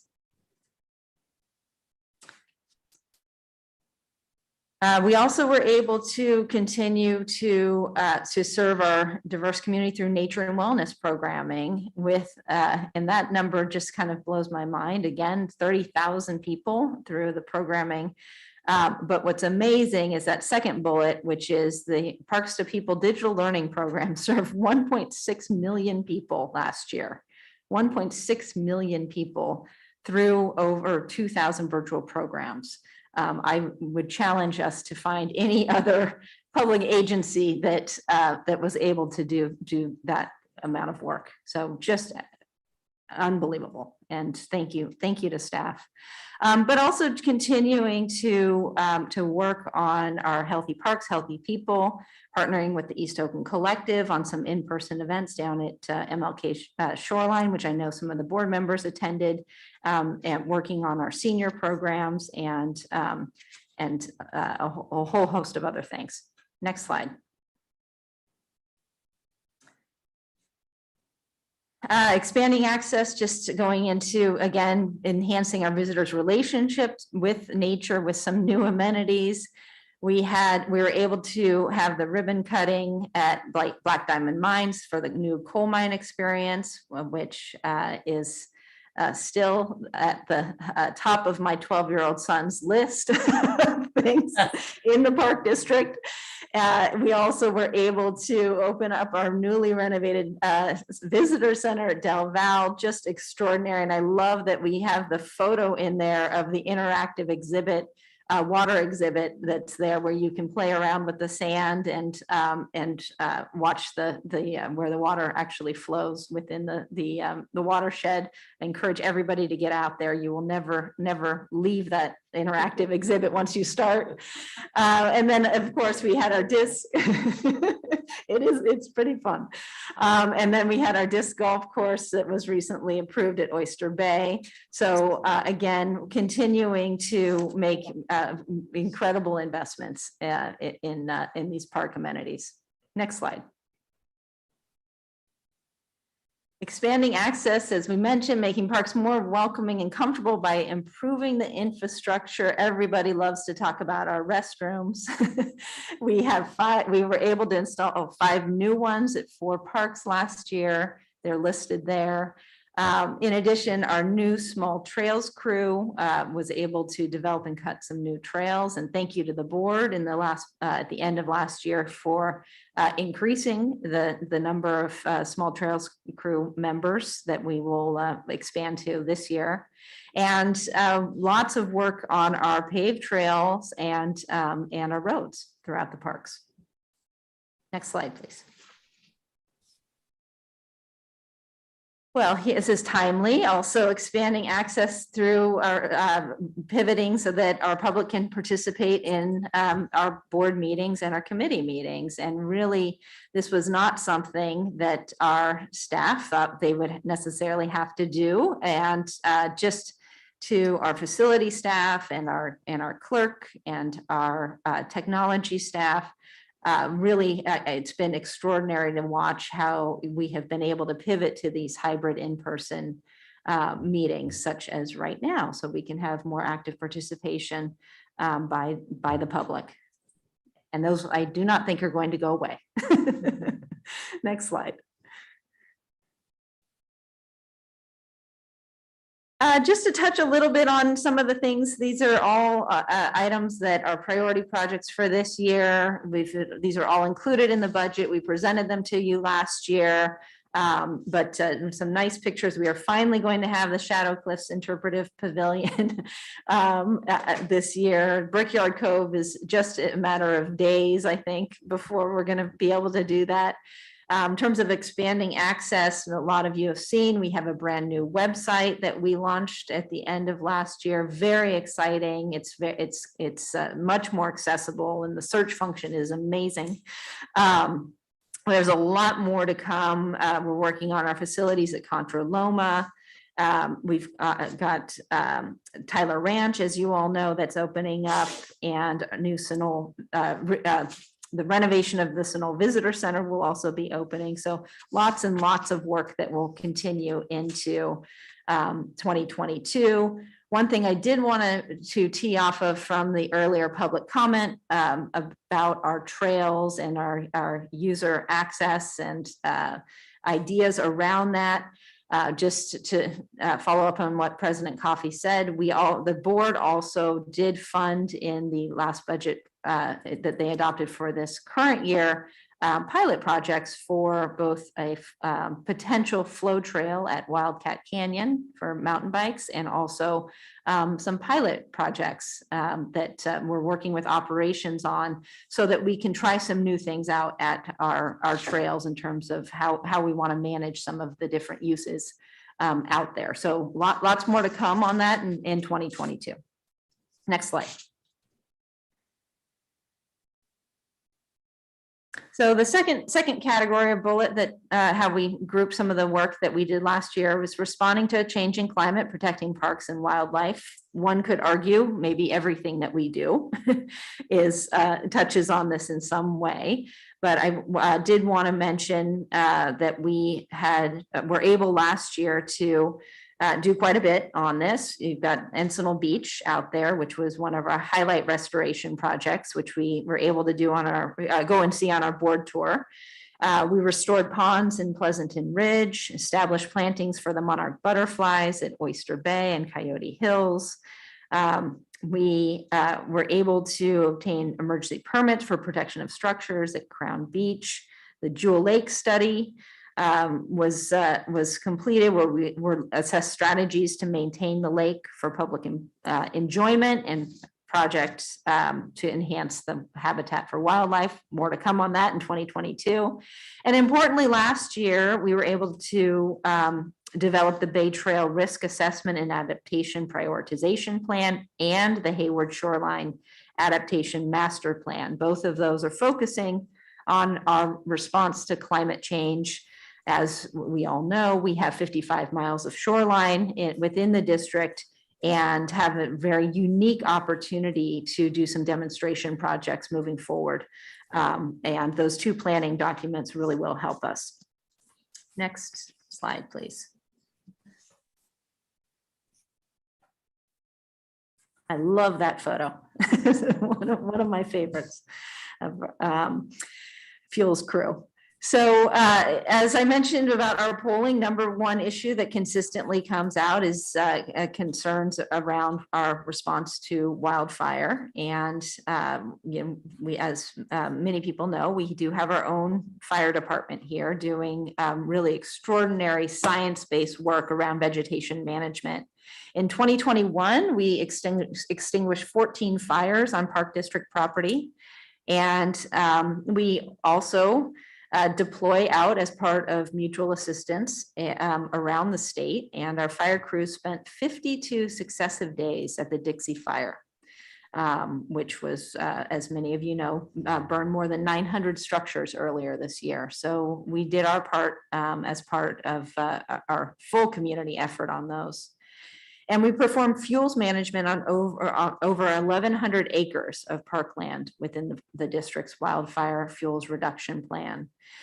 Really some extraordinary work last year, continuing into this year, around the tree dieback situation with the dead and dying trees within our parks.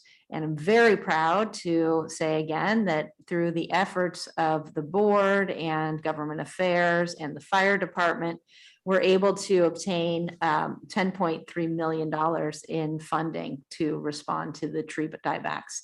So really extraordinary work that they've been doing and will continue to do throughout this year. Next slide, please.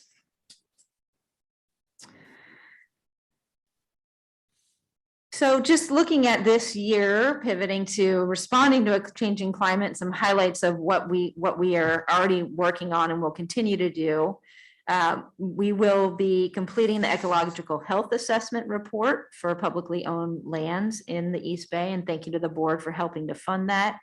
As you know, we're restoring San Leandro Creek at its headwaters in Sibley. Had a few delays in the project, but certainly continuing to move forward. We have pond restoration projects all over the district. I'm not going to list all of them, and that includes a lot of water efficiency projects. Again, thank you to the board for funding those to help improve our rangeland management and allow for more effective vegetation management. We will be completing the permitting and design for Coyote Hills public access and habitat restoration, and completing the McKay master plan to expand Crown Memorial Beach recreation space and protect habitat and sea level rise planning. Next slide, please. Okay, the third bullet here is fostering a safe visitor experience. In 2021, we had 230,000 visitors swim at our 9 facilities with 0 guarded drownings for the 12th consecutive year. Just amazing work by our lifeguards and all of our operations staff as well. And the fact that we were still able to, despite some of our facilities, swim facilities being closed for a variety of reasons, we're still able to provide this essential public service to a lot of our community. And we provided swim safety education programming for children and their families with swim lessons, junior lifeguard aid, and cadet programs, and continued our life jacket and swim test programs. Next slide, please.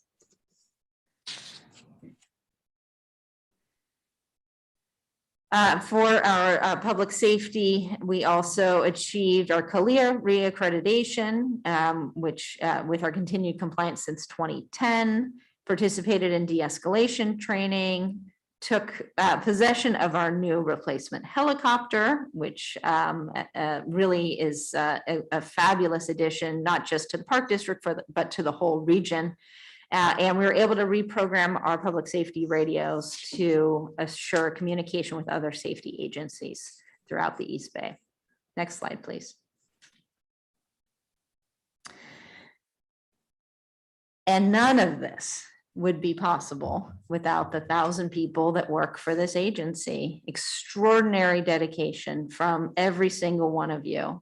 And I really want to just take a personal note to say, in coming in here, I guess 11 months ago to the day, I have just been blown away by our staff, your dedication, your commitment to science-based approaches to really some of the issues that are the most acute in our region, and continue to stay open despite a lot of uncertainty, despite a lot of stressors, and to do it with just extraordinary customer service. So there's a lot of things that go on in this park district that are very visible, whether it's on the operations side or the safety side or the stewardship side, but there's also a lot of things that happen behind the scenes with a lot of our employees putting in efforts that oftentimes don't get noticed. And I really want to just say thank you to every single one of you for what you do.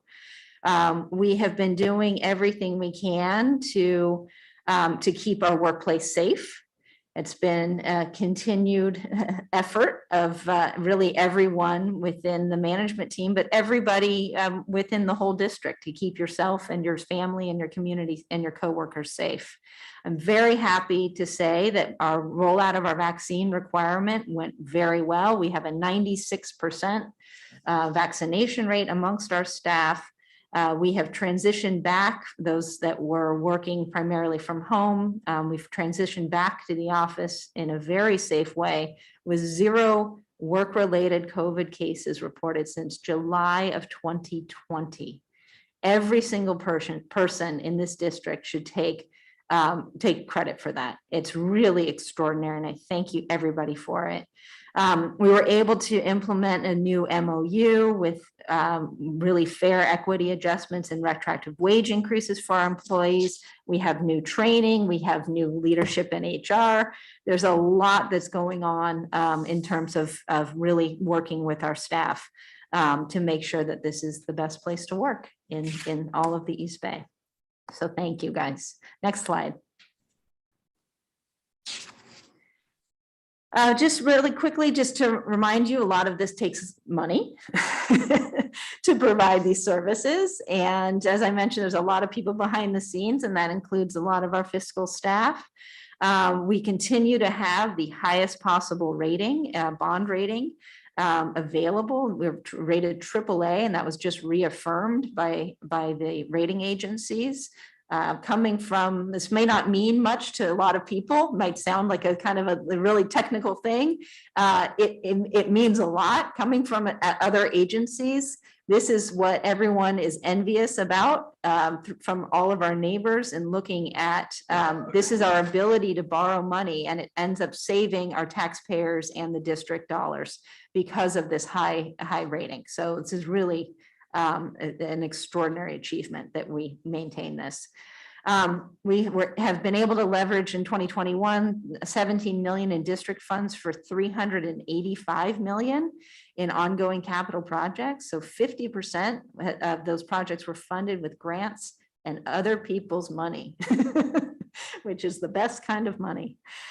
So just incredible work. And there's a couple of other examples there about some of the grants that we received last year. Next slide. I am not going to read all of these, but this is an example of, again, the district is an example out there for park districts, for other special districts, and frankly, for other public agencies. And so we will continue to set the bar. And it's wonderful that these outside organizations recognize that. Next slide.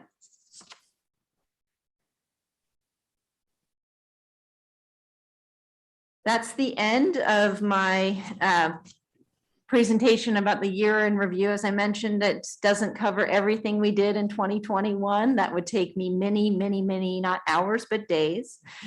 Just a highlight of some of the work that we all were able to do despite a lot of challenges. And I'm really excited about where we are as a district as we move into this next phase and in 2022. There's a lot of work to do, a lot of work around our capital improvement program, our land acquisition program, how we prioritize those projects, looking at, what's the plan for updating our master plan. Looking at the board, thank you very much, funded a technology strategic plan as part of this last budget. We have a new CIO coming in within a matter of days, I think. Yeah, very excited about the opportunities, again, around how we use technology in a very innovative way here. Operations is launching into their strategic planning. What does it look like when we have all of these acres of land bank, and how would we staff those? What is the longer term plan for the park district? Very exciting moment in time for us. I love that our customers like what we're selling. It's great that we've got these increases of users out there. It brings with it a whole host of challenges, but great challenges.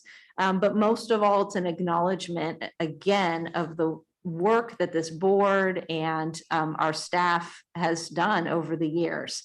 And we're going to keep that positive momentum going. So thank you to everybody. And I look forward to being able to give this presentation this time next year with all sorts of other things that we were able to accomplish. So that's it. I think we should have a very large applause. All right, let's go around with the board with the comments and questions of our general manager. It was a very good presentation. I think we all look forward to acquiring it for ourselves as we make our own circuits. Director Corbett, did you have a comment?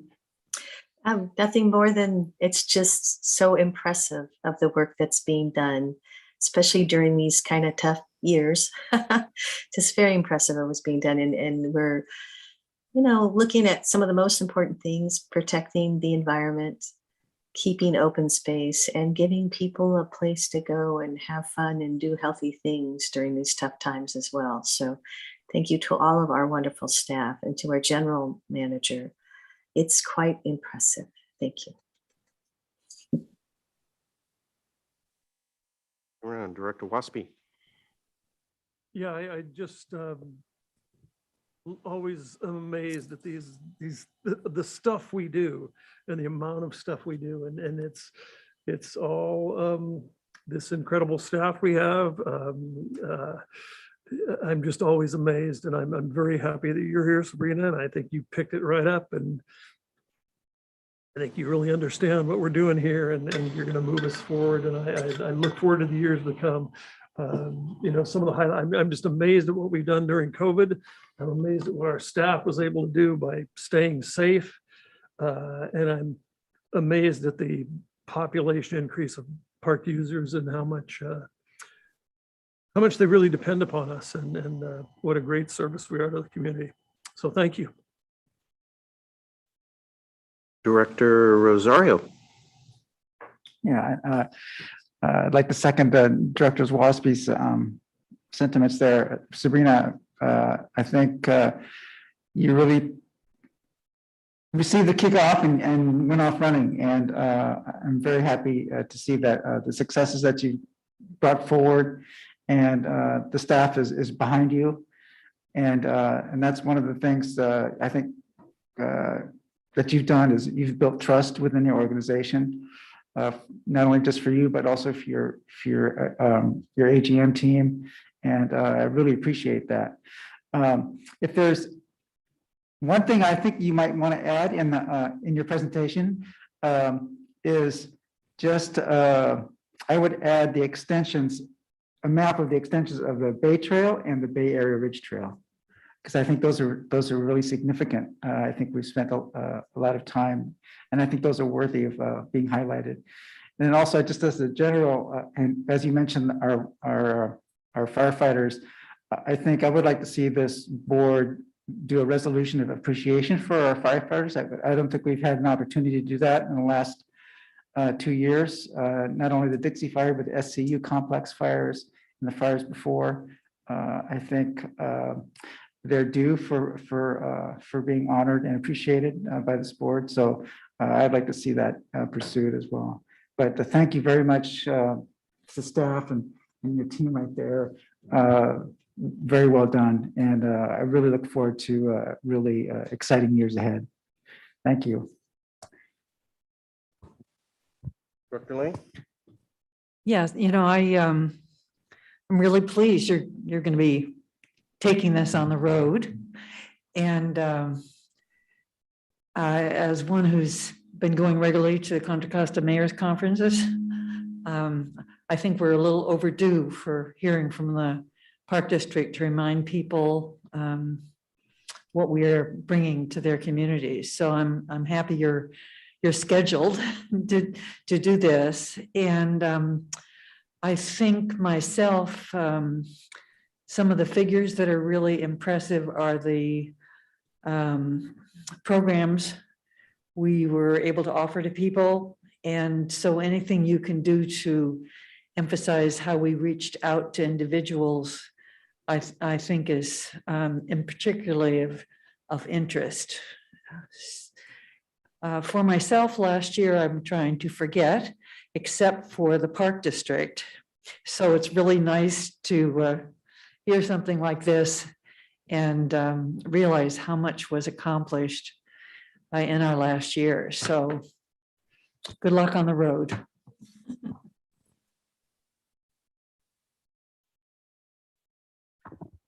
Anyone else? Or I want to join Director Rosario in submitting my 2 cents on what you might want to add. It's a retrospective, but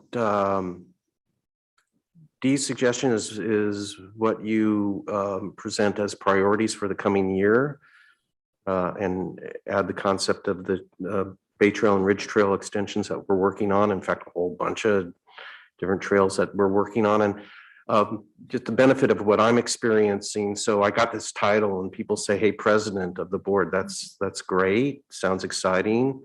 Congratulations. So what are you actually going to do? And you know, that forces one to think about it. And the best response that I get, and from what I hear from others, is what you touched on. And of course, you touched on as a dominant factor in what we've been doing, and that is the pandemic forcing people out of the homes and compelling people to experience the great outdoors. Many of whom had already, but we have a lot of new customers as a result of that motivation to get out and enjoy nature.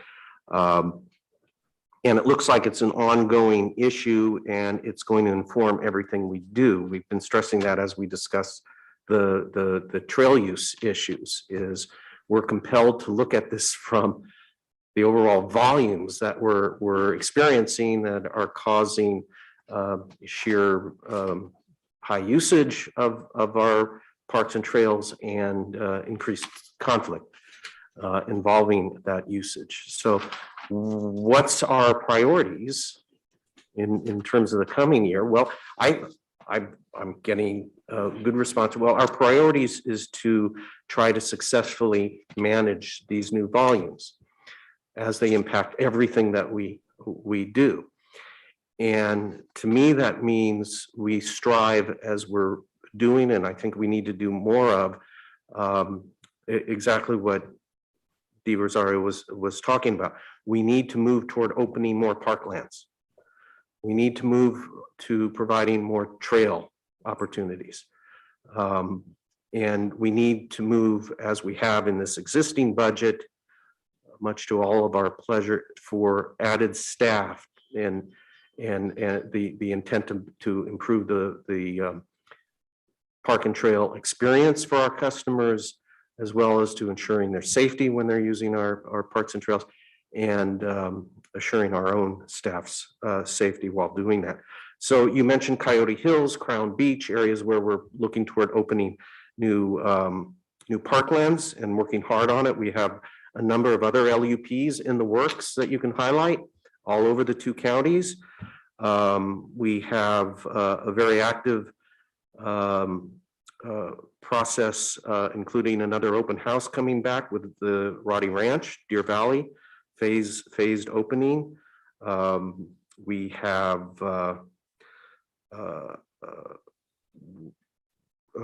Clayton Ranch LUP in the works, and again, a whole bunch of trails that are under development conceptually, where we're looking for funding and whatnot. And all of this is going to help meet this new demand we have. And it seems to me that if it isn't, it is a priority, and that we can tout it, because we do have all these projects and programs to meet new volume demands that we can tout. So that's my 2 cents, that the priorities part of your presentation could have another page probably of new parklands that we're pursuing opening, right? And I know I'm going to be emphasizing that. President Coffey, could I have an opportunity? Please. Okay. I have never hired anybody by Zoom before. I had never imagined hiring a general manager by not actually meeting them, but simply meeting them online. But I can tell you, I have never been more impressed by someone taking on the task and going to extremes. Is there anybody in the district you haven't met? Is there any employee who hasn't seen you and you've listened to? I don't think so. All of our staff has done a tremendous job, but I think you're being out there with them in the field everywhere is really motivating, because they know you really care about the district. And there may have been some questions about that because you weren't one of us, but by gosh, you're heart and soul part of us now. I appreciate all you've done. I appreciate all you will do. And I appreciate all of staff who had a very difficult time. Some of them I've spoken to in my ward, have been frustrated at times, but they keep coming to the work and they keep doing the job and telling me that they're glad to meet new people, but they hope they learn the rules a little better. And I think they will with our assistance. So at every level, I think we are so lucky to be in a position to offer this opportunity to so many people who really enjoy it. And I suspect we're going to get a lot of new members because they're discovering that we're one of the best entertainment venues in the whole Bay Area. So thank you, and thank all staff, because everybody deserves applause. Thank you, Ann. We can go to the next agenda item unless there is further board comment. All right, let's move to item 5, announcements from closed session. Council, are there any? There are no matters to report. Thank you. Okay, item 6, board committee reports. Natural and Cultural Resources Committee, it's got my name, but that's Director Lane who's chair. Anything to augment the minutes on that meeting? I will say the minutes are very complete. Oh, yeah. Thank you. All right, then we are at board comments. And we're doing well with our schedule. Thank you very much. So I've just written down our names in an order that is completely random, other than I'm making sure Director Rosario does not go right before me.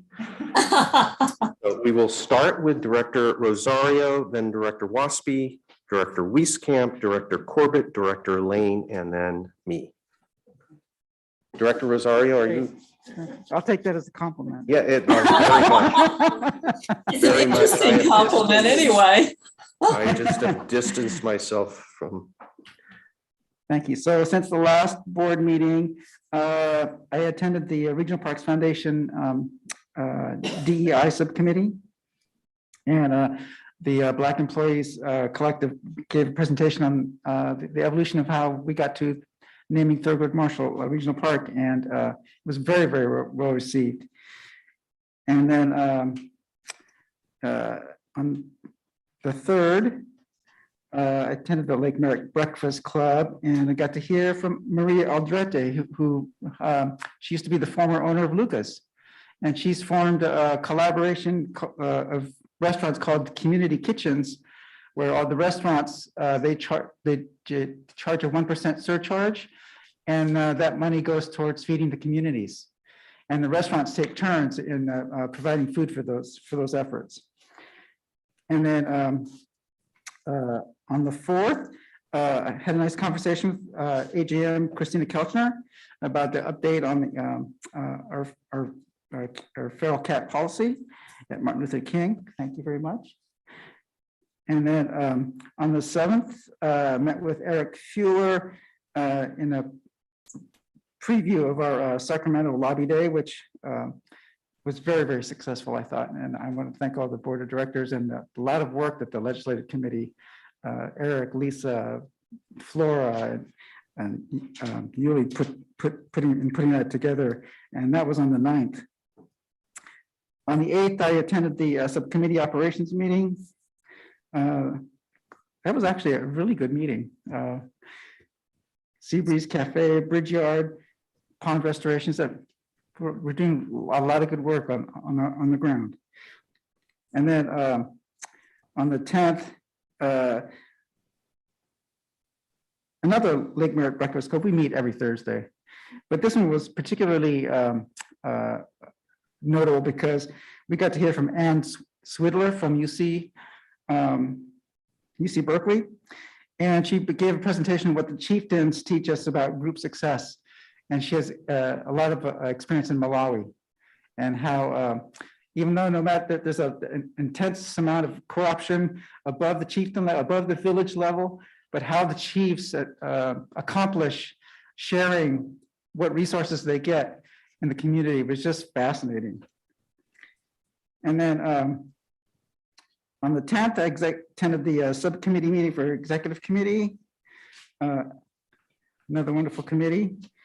And then we had, I want to thank Carol Johnson and for that presentation, the Regional Parks Foundation, and we're going to miss you there. And then on the 11th, I met with a constituent, Dave Smith. He's on the Lafayette School Board, and he had an idea for an event up there at the old barn at the just above the Lafayette staging area there, Lafayette Ridge Trail. Yeah. And so I forwarded them to Dan Cunning and Joe Miller, their Briones, but nice connection. And then on the 15th, that's today. And then I look forward to this evening. I'm going to be participating in a pre-panel for discussions on how to run for election. And then and also on the 16th, I'm on a panel for the Friends of Sausal Creek talking about park access. And then again on the 17th, I'm part of the stakeholders for Living Oakland, part of the Commission on Aging. So it's gonna be a busy month. Thank you. Oh, I just wanted to quickly, I want to appreciate staff on moving quickly on resolving some of the issues there at Lake Temescal. I know it was a difficult decision, and we asked you to move rather quickly, and I appreciate the effort there to staff. So thank you very much, and hopefully we'll come up with a nice resolution there. Thank you.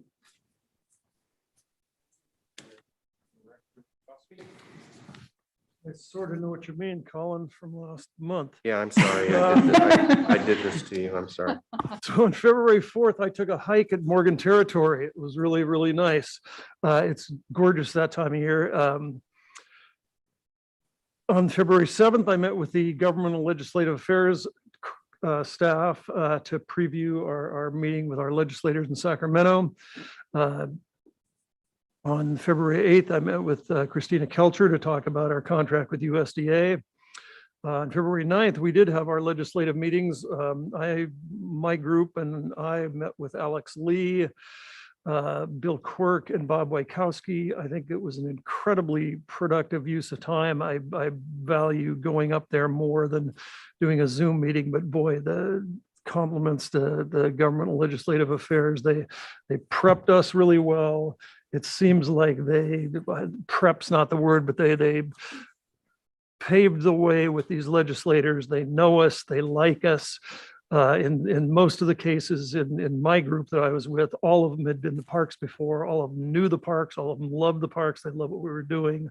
It was one of the easiest sells. Whether or not we made the sale, I'm not sure, but it was a really good, productive use of time, in my opinion. I really enjoyed it. On February 11th, I met with Ted Radosevich. Ted and I both have a big interest in the Chenard Vineyards for something other than the staging area to park your bike and walk away from. I'd like us, Ted and I'd like you to stay and enjoy yourself a little bit. So we're doing some talking on that. This Saturday, I hiked up to the top of Mission Peak, had a wonderful time up there. There were still lots of people, still lots of parking problems, but everybody on top was enjoying it and having a really, really nice time. And finally, how do I want to say this? I heard this rumor that somebody was coming to my park, or my park, but my home park, Lake Chabot. And I heard it was a bunch of, well, I called it jokingly the meeting of the gods. Sorry. Doug McConnell came and was doing a filming on some history of the park district. So I snuck down there. I had to see what was going on. So one of the picnic tables down in one of the picnic areas, Bob Doyle, Pat O'Brien, Mike Anderson, Jerry Kent, and Beverly Lane were waxing poetically about the history of the Park District. It was really fun to watch. I know that Carol will give us the dates that that's going to air on, what's it called, Backroads Now, or whatever Doug's show is called. And I think it'll be great because I sure enjoyed it. It was a unique way of hearing how history was made here. So that's it for me. That is must-see TV. Yeah. Let us be sure to get that date. Thank you, Director Wieskamp. Well, Dennis, that's hard to follow. You must have had a great time. I envy you that chance. In February, on the 3rd, we had a meeting with Mayor Hernandez of Dublin on the Tassajara Trail extension and with the Lieutenant Colonel Johnson. It was positive. There were a few questions on the part of Borderline within the military facility, but I think that will be worked out. I appreciated the opportunity with Christina Kelster to learn more about the USDA contract, which was passed today. We had an operations meeting on the 8th. I distributed calendars. I think I'm almost going to have to give up. I think most people who're going to get calendars have accepted them, but let me tell you, they love the pictures. I, on the 14th, met with Mayor Carla Brown. Again, we were discussing the Tassajara Trail extension. And she also asked that we have a liaison meeting. It's been a while. She talked about what a great experience we had working together on the Castle Ridge area, and that she enjoys going there almost every day. And I do think it would be a good idea to have that liaison meeting. I had a chance to talk with the Pleasanton supervisor, Wayne Gilfillan, and we talked obviously about the mountain bike extension, invasion, whatever you wish to call it. I think it would be good for staff to get a full report from him and his staff. I think our supervisors do an awfully good job of trying to keep a safe park. And I think trails are part of that. I'm going to always, this is not something I have done, but I'm going to say I have supported mountain bike expansion trail for a long time. I think the momentum is building. We know there are more mountain bikers. We've had excellent people come from the bike troops, the students who want to have these trails, their coaches, their parents, and others. They've been testifying. They want safe trails. They believe it would be a good experience for them and a better experience for others who use the narrow trails. So I'm hoping we're going to move forward positively in that direction. I think we need to do it, and I think it's something the public will appreciate. That's it. Thank you. We'll go to Director Corbett, then Lane. Ellen? Thank you very much, Mr. President. Almost all of this has already been discussed, so I'll make it brief. So on the 2nd of February, I had the opportunity, along with Dee, to attend the Regional Parks Foundation Diversity Task Force meeting, which was wonderful. And then on the 4th, I had my chance to have my meeting with Eric and Lisa to prepare for our visit to Sacramento. And then on the 7th, I had an opportunity to meet with Ms. Kelchner and Mr. Holt to catch up and talk about what's going on out at Alameda Point and the shoreline and what we're working on. On the 8th, we had an operations committee meeting. And on the 9th was our board visit to Sacramento, and we had the opportunity to talk with our newest and wonderful Assemblywoman Bonta. It was a great meeting. And then the 10th, I had a meeting with Director Kelchner to discuss some of the issues that were on today's meeting. And I think that's it. Thank you all. Thank you very much, Ellen. Director Lane. Thank you. I am doing more walking in Little Flat. hiking now with the correct shoes and the right stick. As my friends have pointed out, I should be doing that. So I'm really pleased about doing that. Then in the period since the last board meeting, my goodness, there's been lots happening. One was a meeting with Camp Parks officials and the Dublin mayor with regard to the Tassajara Trail. And that was a very interesting Zoom meeting. And then a few days later, met with Eric and Lisa in preparation for our February 9th legislative advocacy meetings, and had a chance to talk to, I think, 4 different legislators that day.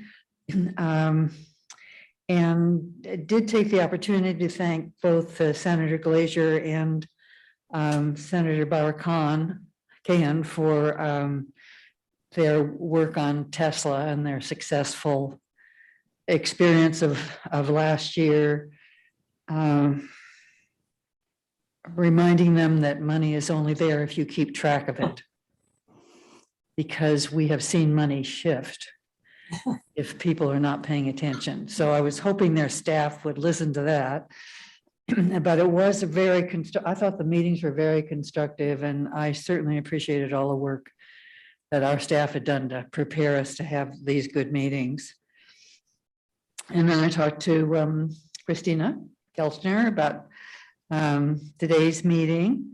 And I did have the experience to enjoy Chabot Park around a picnic table with all these people that knew more about the history of the Park District than I should ever hope to know. It was really a good experience. And Carol Johnson and Brenda Montana were there kind of hovering along with the Doug McConnell's staff. And really, they gave us 2 hours, and it could have gone forever. So I kept saying, oh, good point. I don't need to talk. And then I did do a little talking. But it was a beautiful day. And I was so glad you came by, Dennis. And it's such a lovely park. And particularly in the spring weather. It was beautiful. Then went to executive committee. I attended the Tri-Valley Women's Lunch, which I hope you'll come to sometime, Sabrina. They're having it more quarterly than they have, but it was in person.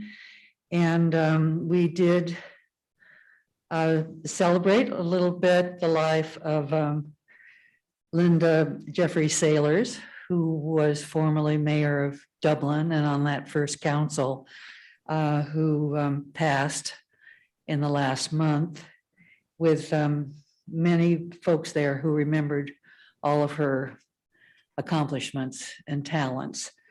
So that was a difficult time to see people departing who have done so much in past years.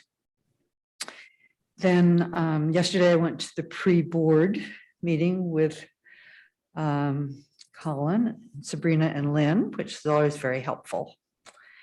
Then there was a few other things that weren't entirely Park District. One was going to a Chinese New Year, a Lunar New Year celebration at Bishop Ranch Center. Their commercial center there in this huge, there's a very large plaza in the middle. And a friend of mine who's involved with the Asian Pacific group invited me to come and do a 30-second greeting on behalf of the Park District. So I said, well, all right, I'll do that. So I prepared that, and I came in, and there were thousands of people at this plaza and around the outside edge, if any of you have ever been there. And other elected officials, all there with their 30-second New Year greeting. And so they lined us up on the stage and gave us a mic and had you step out and do your greeting. And I said to myself, try not to fall down. So my friend said the greeting was all right, but I was just feeling like I didn't want to fall off the stage. So I think next year, if Andy Lee puts that together, I'm probably going to offer it to somebody else. But I am a tiger, and it's, you know, the zodiac animal for this year is the tiger. And there's many good things about being a tiger, and there's a few that are not so good. So I'm emphasizing the good ones whenever anyone asks. Then on some other things, we have finished putting up a Pioneer Woman exhibit at the Danville Museum, which I hope you'll all come and see. It focuses on the 1850s and 60s. And we added some women from before that, as in Indian women and Spanish women. It's taken a little while to finish it, but it's just about done. And this week I am doing some work on Hike the Hill. You know, we are often have been back in Washington during that time too. So I'm communicating with congressional members from Monterey North to remind them about the Wambatista Dams, the National Historic Trail, you know, my usual one. And I will point out that that was the first expedition to California that brought a non-Indian women to the state. So we put that in the exhibit too. And I wanted to make sure everyone took a look at the East Bay Times special section that came with the newspaper that had labyrinths in it, because it had the Sibley Labyrinth and information about it and a wonderful picture, and also the labyrinth at Briones. And it told you how to get to the labyrinth at Briones, which was not an easy direction. But it had a picture of that as well. So I thought they did pretty good research on labyrinths with regard to the Park District. And then I just want to say also a word about our trail users group, and as we move to bring the issue to the PAC. You know, one of the things that was said in the master plan in 2013 was that we would be open to operational innovations and changes. And so I would certainly hope that we support some efforts to try some one kind of user trails, and also maybe alternate days, because this is something that's been talked about for some time. And I think it's a relatively simple approach to take, as we are looking at so many more people using our trails. We committed ourselves to non-motorized use in the Park District, and I think that we should be able to make some decisions and try some new things. And I appreciate AGM O'Connor working on a couple of those things on our behalf. So thank you. Thank you. Did you catch the insert in the East Bay Times? I think it wasn't this past Sunday, the Sunday before that, where they had an article about the famous ghosts of the Bay Area. And they had, yes. And Black Diamond made the list. A long article. So it was a nice long article. and well-researched article. Yeah. I'm not so sure how our naturalists feel about that attention, though. They were pretty good. Okay. So I will go. The February 3rd was a busy day, and this is what Zoom makes possible. I attended the John Muir Land Trust annual kickoff of its campaigns for the coming year. This year's focus is on the acquisition of Harvey Ranch near Contra Costa, I'm sorry, St. Mary's College in Los Trompos. Attended a meeting with Eric Feeler with Supervisor Federal Glover to discuss Park District projects and programs going on in his district. Got to meet with representatives of the Sierra Club and Audubon and STEP and their consultant regarding the follow-up to the Trail Users Working Group. Attended got to watch the Save Mount Diablo annual State of the Mountain address by their executive director. And finally, that evening, the Contra Costa Mayor's Conference. On the 4th, this was a lot of fun. I got to take the general manager on our one-on-one on a tour of Rancho Pinole, or Pinole to purists, along the Hercules Ridge, over above the Franklin Canyon Golf Course, across that ridge and down into Fernandez Ranch. But from spots along that ridge, you can basically take in all of the potential parklands that would encompass the future Rancho Pinole as described in our master plan. On the 4th, I also attended the preparation for Ledge Day with Eric Feeler and Elisa. And on the 6th, I got to represent the Park District at the City of Antioch's. I have to be careful with the pronunciation because it's difficult. Sesquicentennial. Sesquicentennial, which is the 150-year anniversary of the incorporation of the City of Antioch as the first incorporated city in Contra Costa County. And this was held down at the Rivertown waterfront to kick off a year-long series of celebratory events. And I've learned that our Black Diamond naturalists are already slated to be significant contributors and participants along with the Park District generally in the City of Antioch's sesquicentennial celebrations. On the 8th, I just got out and attended a group hike at Point Pinole led by Trail Gale. And the group was the Over the Hills gang. Despite the obvious, it was hard to keep up with these people. And I've never been with a Park District public hike where for the full 2.5 hours, the people in the hike were just fully engaged with me. And I mean, these are extraordinary fans of East Bay Regional Parks. And it was a really rewarding hike to attend. And I thank the group and Trail Gale for allowing me to do that.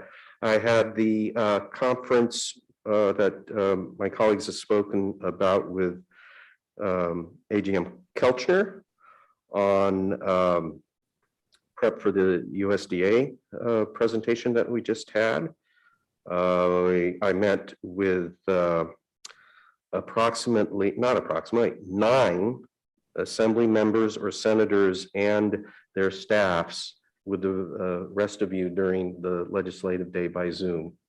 And I have to admit, I think the GM made all 9 of those. And by the last couple of them, I was kind of a little spacey with where are we and who are we talking to? That was hard. On the 10th, I met with AGM Kelchner again, this time on trails preparation, I believe. I may have had those dates reversed.